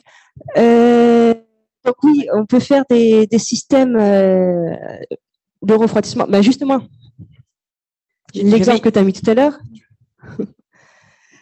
ce qu'on a ici, il y a des systèmes d'échangeurs thermiques en une pièce avec des canaux dans tous les sens. Fabrication additive, on peut faire ça. Et là, on voit dans l'échangeur, par exemple, on a divisé le nombre de pièces par 155. Ça, alors, c'est des exemples tirés d'une plaquette de vendeur de machines, mais c'est des pièces qui existent. Et on peut voir aussi, sinon, un système avec en fait, en haut, là, le système qui était fabriqué avant en mécano-soudé, les pièces assemblées, à assembler, et en bas, la pièce imprimée directement. Et voilà, on a des systèmes, bon là c'est du plastique, mais ça sort comme ça. Indémontable. On revient à cet engrenage-là. Pour l'instant, c'est juste de la démo, mais indémontable, une seule pièce. Oui, moi j'avais deux questions qui n'ont rien à voir. Une qui est basico-basique. Je ne comprends pas comment en couche de poudre, on peut faire des dépores comme ça et que la poudre ne s'effondre pas. Ça, c'est pas de la couche de poudre. Ça, c'est de la projection de poudre. Alors, lesquels là sont en couche de poudre? Ceux-là aussi, il y a des vides. Donc, oui. Comment fait-on pour que. En fait, la machine va étaler une couche de poudre sur tout le plateau.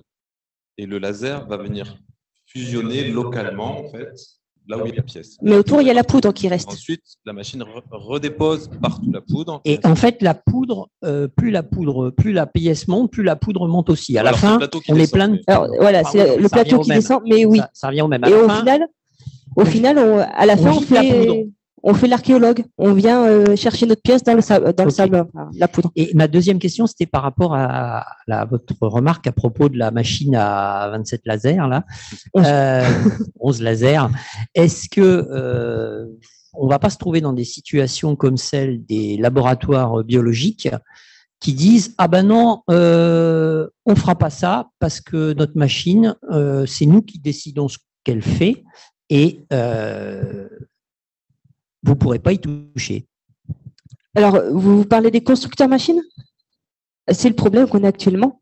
Enfin, ça dépend des constructeurs. Ça dépend des constructeurs, mais c'est un des problèmes qu'on rencontre un peu en recherche, c'est que beaucoup de machines, de moins en moins, mais quand même quelques-unes, sont relativement fermées. Et donc, pour aller travailler justement sur tout ce qui est paramètres de la machine, la puissance du laser et tout ça, c'est pas évident. Faut bien voir aussi, c'est que juste la paramétrie laser sur les technologies de poudre, donc savoir quelle puissance laser, quelle vitesse, quelle trajectoire, tout ça, c'est un gros marché pour les constructeurs de machines et les vendeurs de machines. À titre d'exemple, sur un logiciel de FAO, donc le logiciel qui vous permet à la fois de créer votre pièce, de la positionner sur le plateau, de faire tous les supports et de définir la paramétrie que vous allez employer pour mettre du fichier après directement dans la machine et que ça se lance tout seul. Juste l'achat, alors un logiciel de FAO, on est autour des 10 à 15 K euros de la licence. L'achat pour un type de matériau, bon, je dis un type, c'est un type d'alliage d'aluminium, un type de titane, d'alliage de titane ou autre, on est aux alentours de 10 K euros le set paramétrique. Et là, en général, ça c'est bien, on ne peut pas y toucher.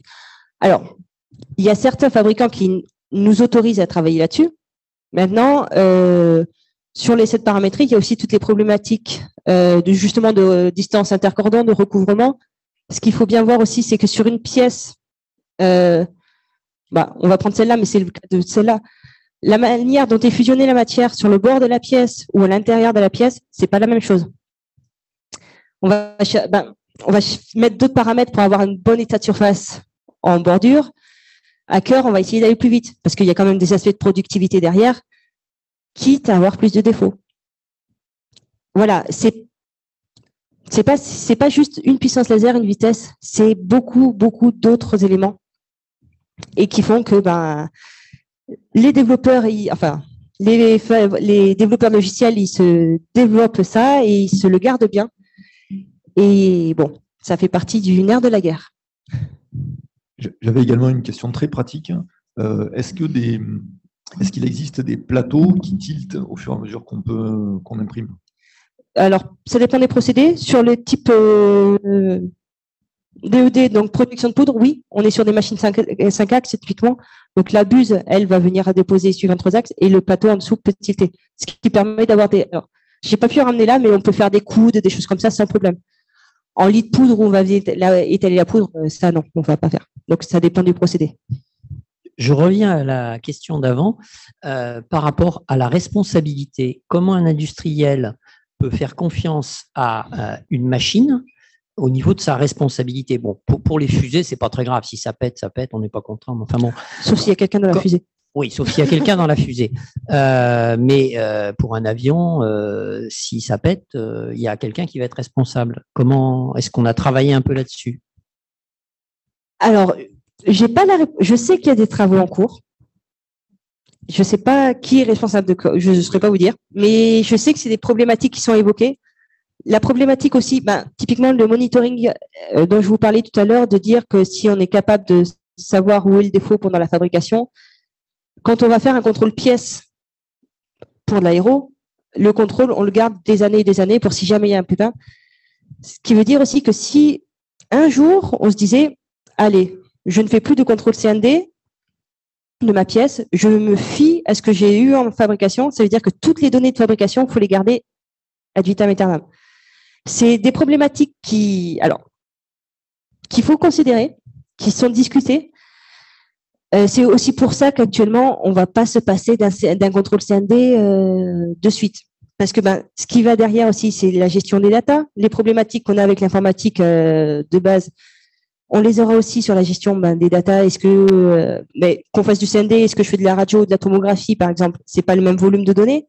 Mais si je garde toutes les données de fabrication, que ce soit les données du déplacement jusqu'au au niveau du déplacement de la trajectoire du laser couche après couche, avec à quelle vitesse, quelle paramétrie, quelle information j'ai vue à quel moment. Et tout. Il y a des problématiques de big data aussi derrière qui font qu'aujourd'hui, on va pas pouvoir. Les réflexions sont menées. Ça me fait penser à un épisode d'une série qui s'appelle The Good Wife, qui traite des affaires traitées en justice aux États-Unis. Et le cas qui est traité, c'est quelqu'un qui a tué une autre personne avec une arme à feu fabriquée en polymère de synthèse. Voilà. Et donc la responsabilité, c'est qui? C'est celui qui a tiré. Comment elle se répartit entre la partie logicielle, le matériel, le fabricant de la machine? Celui qui a généré le fichier CAO, parce que concrètement, vous cherchez sur Internet des fichiers CAO pour imprimer des armes à feu, il y en a partout. Hein. Oui, alors en fait, l'arme avait un défaut et du coup, ça a tué la personne qui s'en servait. Cette pièce, c'est pas moi qui ai fait le fichier CAO, j'ai récupéré sur Internet. Donc, sur le même principe, j'aurais pu faire une arme à feu. Oui, ça fait partie des risques aussi. C'est qu'on peut imprimer tout et n'importe quoi. Et contrôler ça.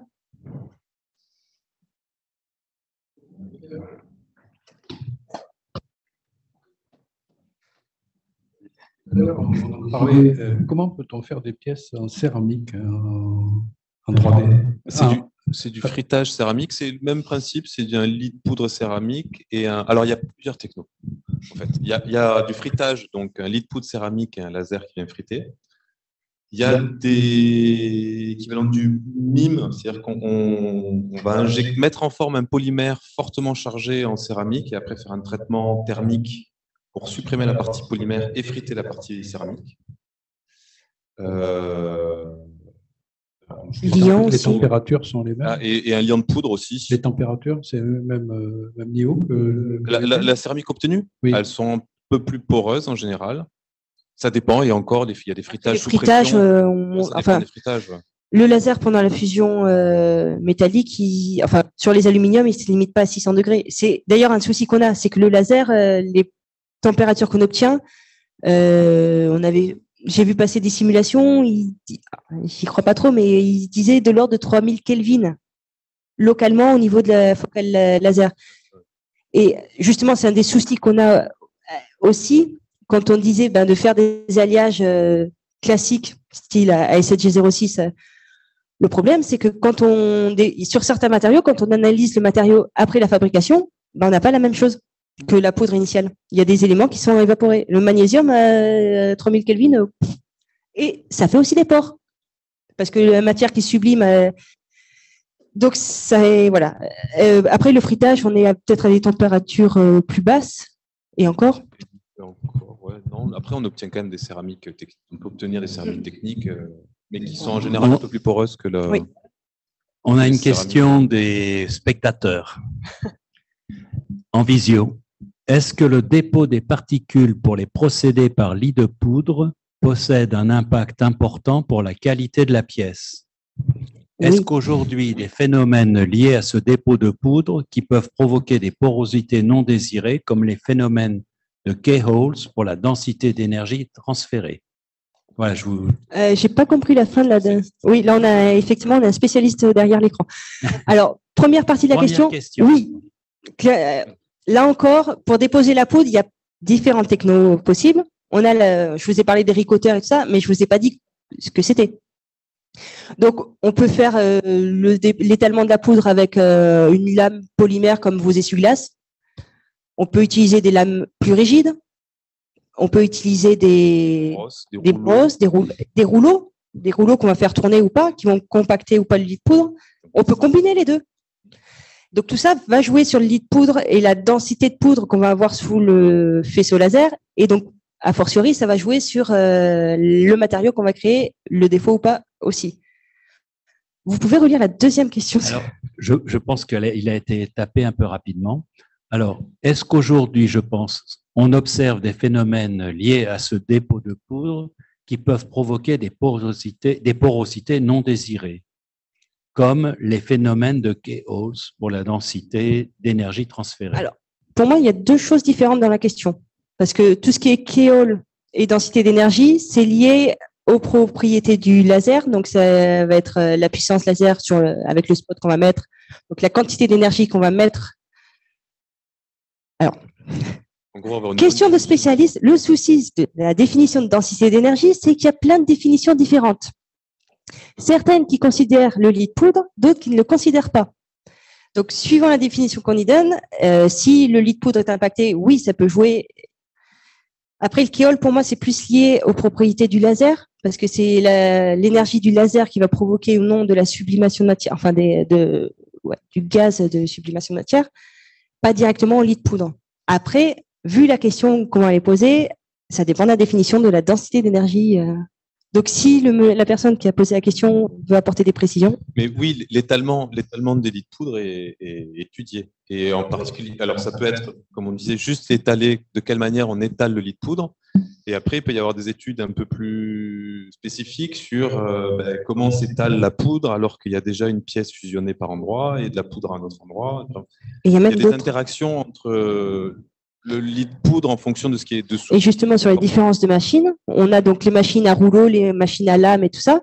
Il y a des machines qui viennent étaler la poudre et on fusionne, d'autres qui font de l'étalement aller-retour et on fusionne. Mais du coup, le temps entre la fusion de deux couches est différent. Donc, potentiellement, ça joue aussi sur le matériau. Ça fait partie des choses différentes. Alors, la personne précise. Je voulais savoir, pour la deuxième question, s'il existe des phénomènes connus comme les keyholes, donc provoquant des porosités non désirées, mais liées au lit de poudre. OK. Donc, pas du tout. Je pense, oui. Alors, je ne vais pas botter en touche, mais oui. Si, moi, je vais botter en touche. Je ne sais pas. Moi, je dirais oui, mais je n'ai pas la précision de comment ça s'appelle. On sait qu'il y a certains, justement, ce que tu disais tout à l'heure, en fonction de si on fusionne avec un endroit où il y avait de la poudre, de la matière fusionnée en dessous ou pas, des fois, on a des différences de niveau qui fait qu'on n'a pas tout à fait le même Z, la même hauteur de couche, et donc la densité du laser peut être un petit peu différente. Je ne vais pas rentrer dans les détails, mais voilà. Je ne vais pas rentrer dans les détails ce soir. Alors, encore une question du panel en visio. Question du même ordre et peut-être naïve. La pièce de droite sur l'image actuelle, avec son poly parfait, va-t-elle directement être mise en œuvre sans aucune opération additionnelle sur sa surface? Alors, c'est un gros... On a parlé de toute la partie procédé, vraiment fabrication additive, mais il y a une grosse partie, une fois qu'on a fabriqué la pièce, on a parlé aussi des traitements thermiques, et il y a toute la partie retraitement de surface par usinage ou autre, voilà, même si on a la bonne matière, on a fabriqué la pièce, on sait qu'il n'y a pas de défaut, il y a toute une partie de retraitement mécanique à faire derrière pour tout ce qui est surface utile. Mais c'est vrai que quand on a une pièce... Non, pas des retraits. Des fois, alors, sur du lit de poudre, ce qui arrive sur les dernières couches, c'est qu'on vient faire une autre fusion laser, le upskin, ce qu'on appelle, pour essayer de maîtriser l'état de surface. Mais pour de la surface fonctionnelle, les états de surface qu'on obtient ne sont pas suffisants. Donc, on va devoir réusiner. Je te laisse bouger la pièce. Donc, tout ce qui est surface fonctionnelle, on a un travail de réusinage à faire derrière. Donc là, par exemple, cette surface, ça semble assez simple. On vient mettre ça dans une fraiseuse, on vient surfacer à plat. Pour des canaux internes, déjà, c'est un peu plus compliqué. Savoir quel est l'état de surface dans les canaux internes, si on les veut en polymiroir à l'intérieur, ça peut être un gros souci. Donc là, pareil, il y a des champs d'études dessus. Et aussi, ce qu'on peut avoir comme souci, c'est qu'on fait des pièces très organiques avec des formes très très bizarres, mais ça, si je dois le reprendre en usinage, comment je le mets dans la fraiseuse?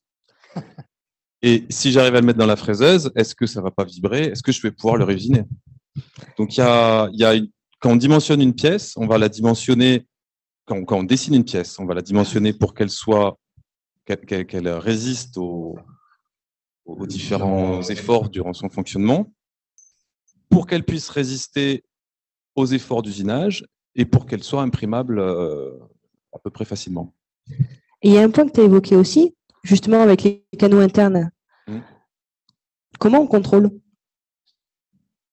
Comment on contrôle que le canal que j'ai, il est bien, il soit correct et que si j'ai besoin justement de refaire un usinage ou pas?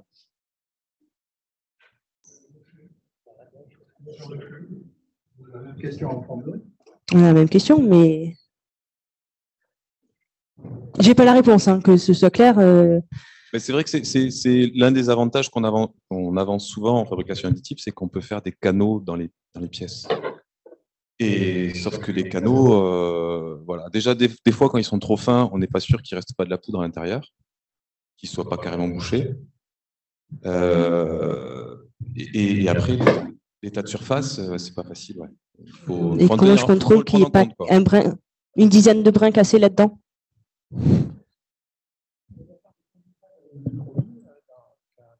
Alors, il y a différentes techniques, soit en faisant passer des abrasifs, soit en faisant de l'électroérosion, soit en... Électrochimique, oui. Chimique, il y a eu même des études chimiques pour enlever les supports, par exemple. On fait la pièce un tout petit peu plus grande et on vient enlever, par exemple, un demi-millimètre et on fait des supports d'un demi-millimètre. Après, avec des limitations aussi, quand on va chercher la finesse, c'est que typiquement, quand on est on va chercher des parois très fines pour de l'échangeur thermique à 300 microns, maîtriser l'épaisseur qu'on va venir soustraire avec polissage chimique, c'est des recherches qui sont en cours.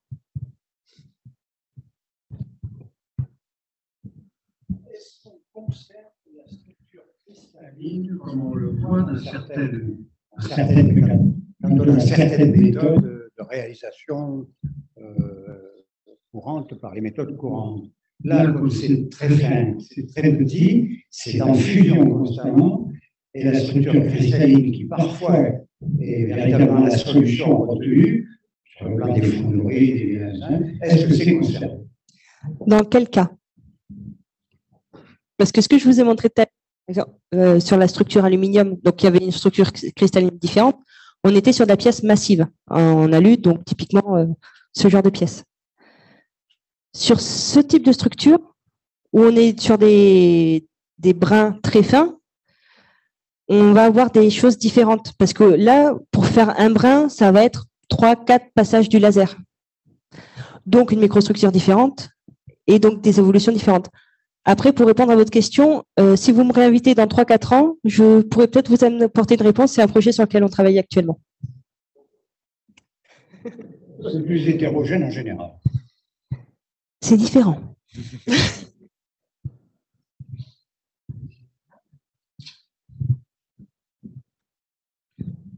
Si on devait essayer de tracer un plan de route là, des années à venir, là, les applications concrètes, vous les voyez dans quel ordre chronologique? Entre des pièces secondaires, des pièces primaires, des pièces petite quantité, grande quantité? Il y a un tas de possibilités qu'offre cette technologie qui peuvent être appliquées à des pièces dont on n'a pas besoin de grandes. Alors, actuellement, il y a des applications. Clairement, on évoquait tout à l'heure le cas du dentaire, par exemple, pour faire vous rescanner votre dent et vous remettre la même dent. Ça, on fait à l'unité.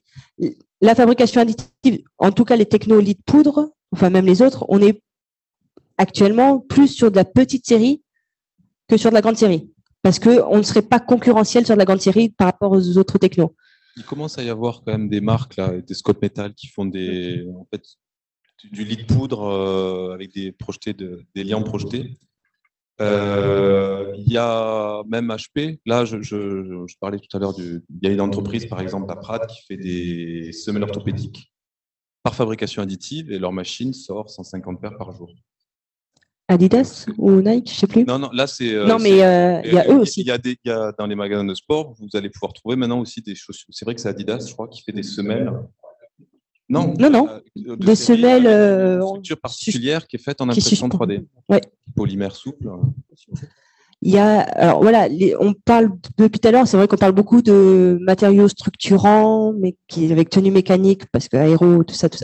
Il n'y a pas que ça comme application. Il y a quelques temps, on a eu une discussion avec Air France, par exemple, qui s'intéressait à la fabrication additive des alus pour les avions, mais pas pour des pièces de structure ou autres, mais pour faire des caches, des choses comme ça, parce que on leur demande de faire évoluer le design des cabines et autres, et pour faire des caches, plutôt que d'avoir une pièce polymère qui ne va pas forcément tenir, la fabrication additive peut les intéresser.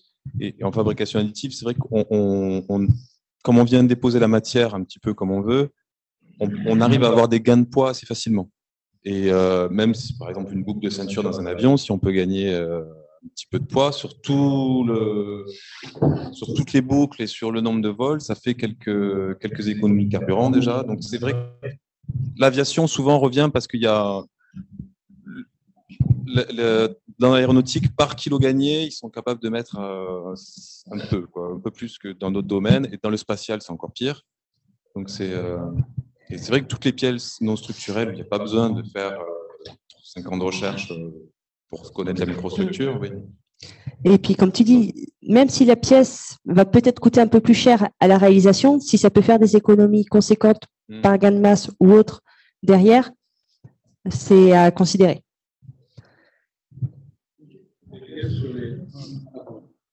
Des décals sur l'industrialisation. Oui. Il y a aussi celle-là, on va plus vite aussi sur le développement de certaines pièces. Oui, concernant les brevets, cette technologie elle a engendré de nouveaux brevets ou comment ça va évoluer? Alors, sur les technologies de poudre, si elles se développent… Au niveau mondial, bien entendu. Oui, mais justement, les technologies de poudre, si elles se développent depuis les années 2010-2015, c'est parce que le brevet est tombé, en fait. C'est pour ça qu'on peut faire de la recherche et tout dessus, parce que le brevet est tombé. 88, je crois, le poudre métallique. Ouais. Donc, mais c'est comme les petites imprimantes plastiques, en fait, le brevet daté de 88, il est tombé en 2008. C'est pour ça qu'on a une explosion des études actuellement. Et... Peut-être un peu dans ce prolongement, à une période où on parle de réindustrialiser le pays, pour être compétitif, on sait bien que c'est l'innovation et c'est l'une des applications intéressantes de la fabrication additive. Où suscitons-nous par rapport aux Allemands, aux Américains, aux Chinois? La question qui fâche. Et oui, mais j'y tiens. Alors, par rapport aux Allemands, on est forcément un petit peu en retard sur la techno, vu que c'est eux qui ont déposé le brevet. Donc, ils ont de l'avance. Par rapport aux Chinois, ils publient beaucoup, les Chinois, après je pense qu'on n'est pas forcément en retard. Il commence quand même à. Je me souviens on a eu une visite d'une représentante chinoise qui dit vous avez une plateforme, c'est bien, mais nous aussi, on a fait une ville fabrication additive. Donc, ils avaient, je sais plus, une plateforme de 150 000 mètres carrés. Après, c'est toujours pareil, les moyens qu'on met en face. Voilà. Mais on avait un peu, voilà, on avait un peu d'avance, mais ils vont vite. Par rapport, ouais, ils vont vite. Oui. Et ils publient beaucoup. Ouais. Ils publient énormément. Ouais. Mais c'est bien, ils citent. Et vous avez oublié les US dans la comparaison. Les US, ils sont aussi plus, je sais pas, en termes d'avancée par rapport à nous. C'est vrai que les machines, la plupart des machines sont allemandes. Oui. Il y a beaucoup de machines allemandes. Il y a quelques-unes américaines quand même. Quelques-unes américaines. General Electric a racheté récemment pas mal de constructeurs. Les Français, nous on a un fabricant encore qui. Justement, question que j'allais leur poser. Fabrication additive en France, métallique. Sauriez-vous me dire qui c'est qui a le quasi-monopole maintenant? Le quasi-monopole. De quel secteur et de qui c'est parti? Qui c'est qui s'est intéressé à ça? J'ai entendu Thales. Alors non, c'est pas Thales.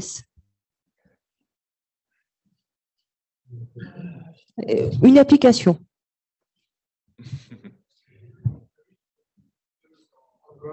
Michelin, pour faire les moules pour les pneus. Parce qu'ils pouvaient développer des nouvelles formes de canaux dans les pneus, uniques. Et ils ont mis le paquet dans tout ce qui est développement de fabrication additive. Donc maintenant, c'est Adobe. Et Adobe, qui a le quasi-monopole, qui est en train de racheter toutes les boîtes petit à petit, fabrication additive en France. Vous nous dites pour le temps. Hein.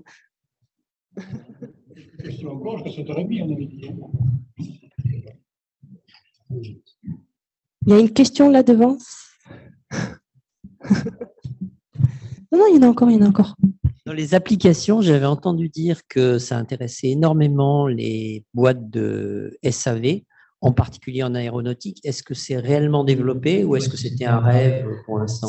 Ça reste un but, on va dire. Un but, c'est pas oublié, mais c'est vrai que c'est pas encore. Et la difficulté aussi, c'est qu'en SAV, les pièces qui étaient fabriquées avant, elles étaient développées pour être usinées. Et donc, il faudrait quasiment redévelopper les pièces pour être en fabrication additive. À ISO-Design, la fabrication additive est... voilà, si on design une pièce pour être usinée, si on la fait autrement, elle est moins. Alors moi, je vais mettre un bémol. Parce que justement, on parle Moulinex ou Seb, qui a fermé plein d'entrepôts de stockage de pièces de remplacement pour les remplacer par des pépinières de fabrication additive. Ça existe et c'est justement Seb, ils ont misé là-dessus. L'idée étant de ne pas stocker de la matière qui servira potentiellement à rien, mais de la fabriquer au moment venu. C'est vrai que c'est polymère, ça aussi. On parle souvent métallique, mais c'est vrai qu'il y a toute la partie polymère où on n'a pas toutes les contraintes qu'on peut avoir dans l'aéronautique, les contraintes mécaniques. J'ai une question générale. Est-ce que vous avez un message particulier à passer aux étudiants qui sont venus et qui risquent de rencontrer ça vraiment dans leur métier? Alors, déjà, vous êtes de quelle filière? Mécanique? On vous apprend à réfléchir comment?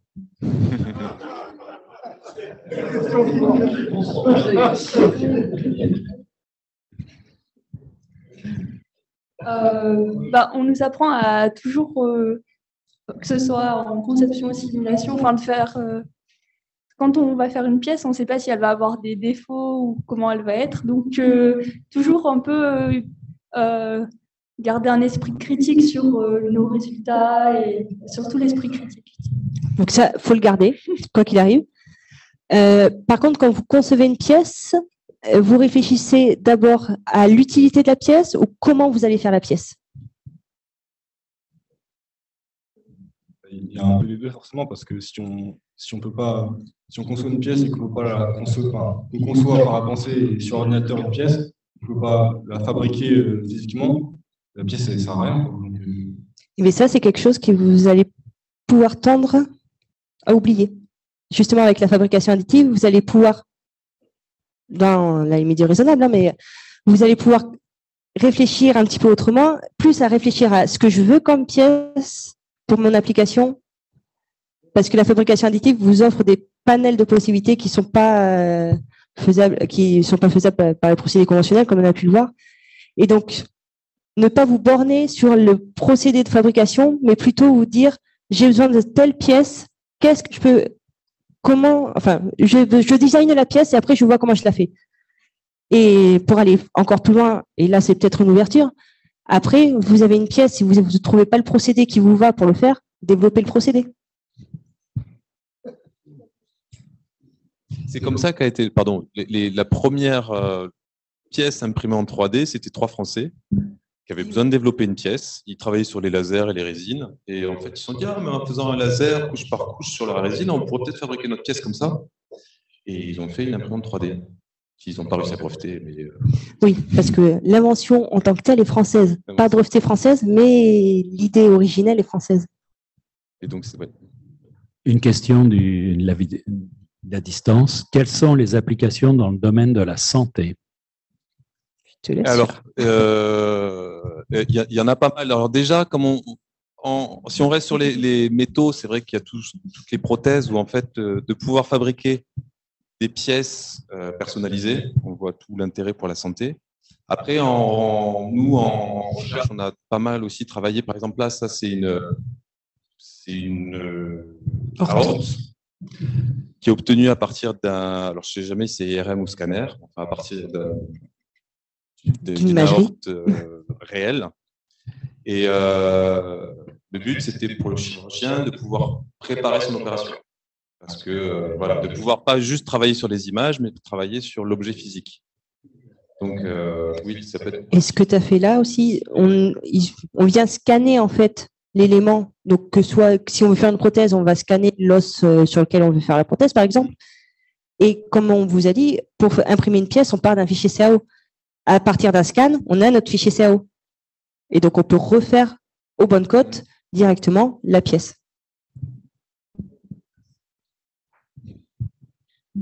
Je voulais juste revenir sur le sujet précédent pour raconter rapidement une anecdote.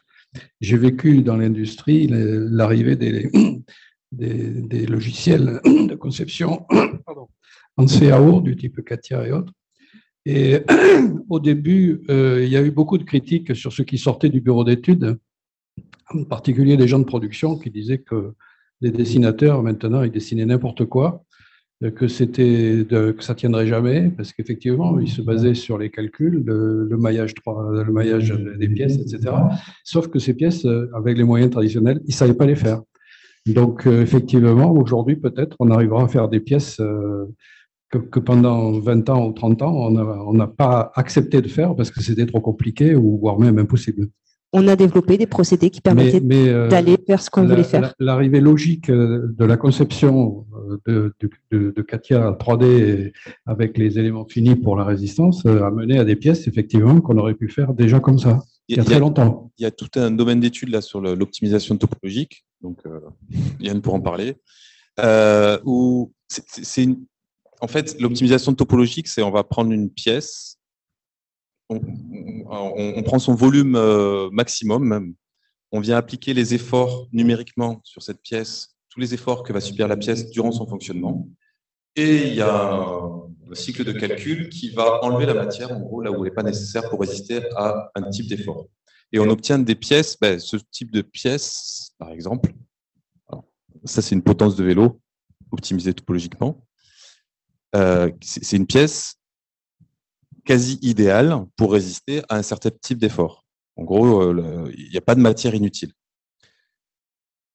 Cette technologie, cette méthode d'optimisation, elle existait déjà, sauf qu'elle se développe beaucoup maintenant parce qu'on est capable de faire les pièces, alors qu'avant, on ne pouvait pas les faire. Donc, on pouvait les calculer, mais on ne pouvait pas les faire. Donc, par exemple. Et tous les logiciels type CATIA, SolidWorks commencent à avoir des simulations d'optimisation topologique. Excuse-moi, je donne juste un complément à ce que tu as dit. Par contre, les méthodes d'optimisation topologique ne savent pas encore bien prendre en compte les problèmes qu'on va avoir à la fabrication, c'est-à-dire des contraintes thermomécaniques internes, des problèmes cristallographiques associés. Donc, il y a plein de thématiques de recherche intéressantes. Justement, aussi le développement des jumeaux numériques et tout ça qui est associé pour associer les propriétés des matériaux et de ce qu'il a subi pendant la fabrication à son jumeau numérique pour pouvoir le simuler tel qu'il a été créé, quoi. Ça fait partie des thématiques de recherche menées actuellement. On nous fait signe que ça va être la dernière question, du coup. Ah ben, je voulais savoir dans quelle mesure vous observez comment la vie fabrique la matière. Le bois a été évoqué. Parce que la vie fabrique avec essentiellement 4 éléments chimiques. 98% de la matière de la vie, c'est carbone, hydrogène, oxygène, azote. Et il y a oui, c'est-à-dire en fait, la nature construit à partir d'éléments tout petits et réussit à faire des prodiges, y compris dans le champ fonctionnel, avec ces matériaux du vivant. Donc, est-ce que vous vous inspirez du vivant? Où en est la relation entre biomimétisme et fabrication additive? Voilà. Souvent, les pièces en optimisation topologique, on a tendance à dire qu'elles sont végétales. Et justement, au LMGC, donc le laboratoire où je travaille, il y a une équipe qui travaille sur le bois. Et qui dit, mais c'est normal. Le bois, un arbre, c'est de la fabrication additive. Un bois, un arbre, à chaque fois qu'il va créer de la matière, c'est de l'énergie. Il ne va pas mettre de la matière là où il n'en a pas besoin. Et donc, en fait, cette optimisation topologique, il la fait naturellement. C'est-à-dire qu'il va rajouter de la matière là où il en a besoin pour résister à un certain type d'effort. Un arbre qui a le vent d'ouest ou le vent d'est, il ne va pas mettre suivant le... Donc, et effectivement, il y a après les biométismes... Ouais, mais il y a beaucoup d'idées, de toute façon, il y a beaucoup d'idées qui viennent de la nature. Mais vous voyez que on pourrait y passer la soirée. Hein. Il y a énormément de choses. Côté innovation, nouvelles perspectives, ça nous a ouvert énormément de champs aujourd'hui. Et je voudrais remercier vivement Madame Galli et Yvan. Yvan, on a le plus facile. Et que vous les applaudissiez fortement. J'avais dit que j'espérais pouvoir remercier physiquement Lionel Torres et comme il nous a rejoints, eh bien, il peut venir avec nous jusque-là, hein, c'est avec grand plaisir. Je voudrais effectivement remercier au nom d'IESF et au nom de 3AF, avec l'autorisation de Jean-Pierre, pour nous avoir accueillis et nous avoir permis d'organiser cette soirée. Sachez que cette soirée a été enregistrée, donc vous pourrez réviser sur YouTube et sur les liens qui vous seront transmis. Ceux qui se sont inscrits nous ont donné leur adresse mail. Ça nous permettra de leur donner les éléments pour pouvoir suivre ça. Et puis, je voulais dire aussi, comme vous, j'avais une chose qui m'a échappé.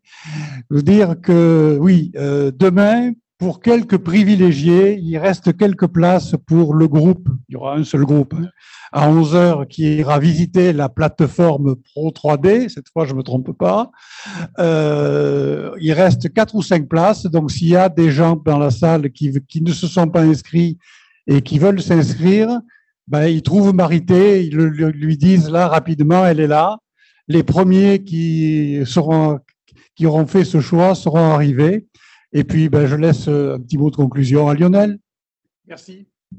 Bravo. Merci. Alors, merci beaucoup. Merci à l'IESF. Donc, on a discuté donc de cette journée ensemble, de cette conférence. C'était avec grand plaisir qu'on s'est associé donc à cette conférence. Je voudrais remercier les 2 orateurs, donc Yvan et puis Cassiopée. Ça a été. Alors, je m'excuse parce que j'arrive effectivement tardivement, mais j'étais pas sur site aujourd'hui. J'ai pu vous rejoindre. C'était un plaisir d'entendre à la fin de votre conférence. On a appris, je crois, beaucoup de choses.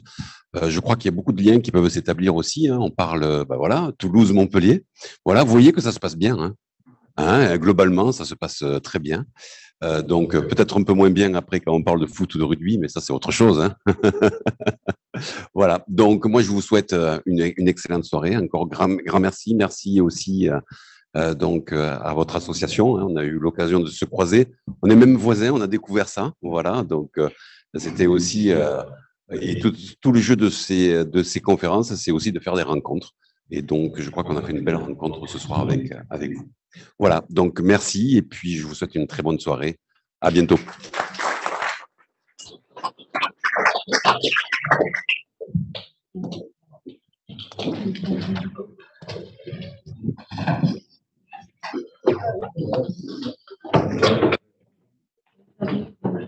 Vous êtes en vision. C'est mieux quand on se voit physiquement.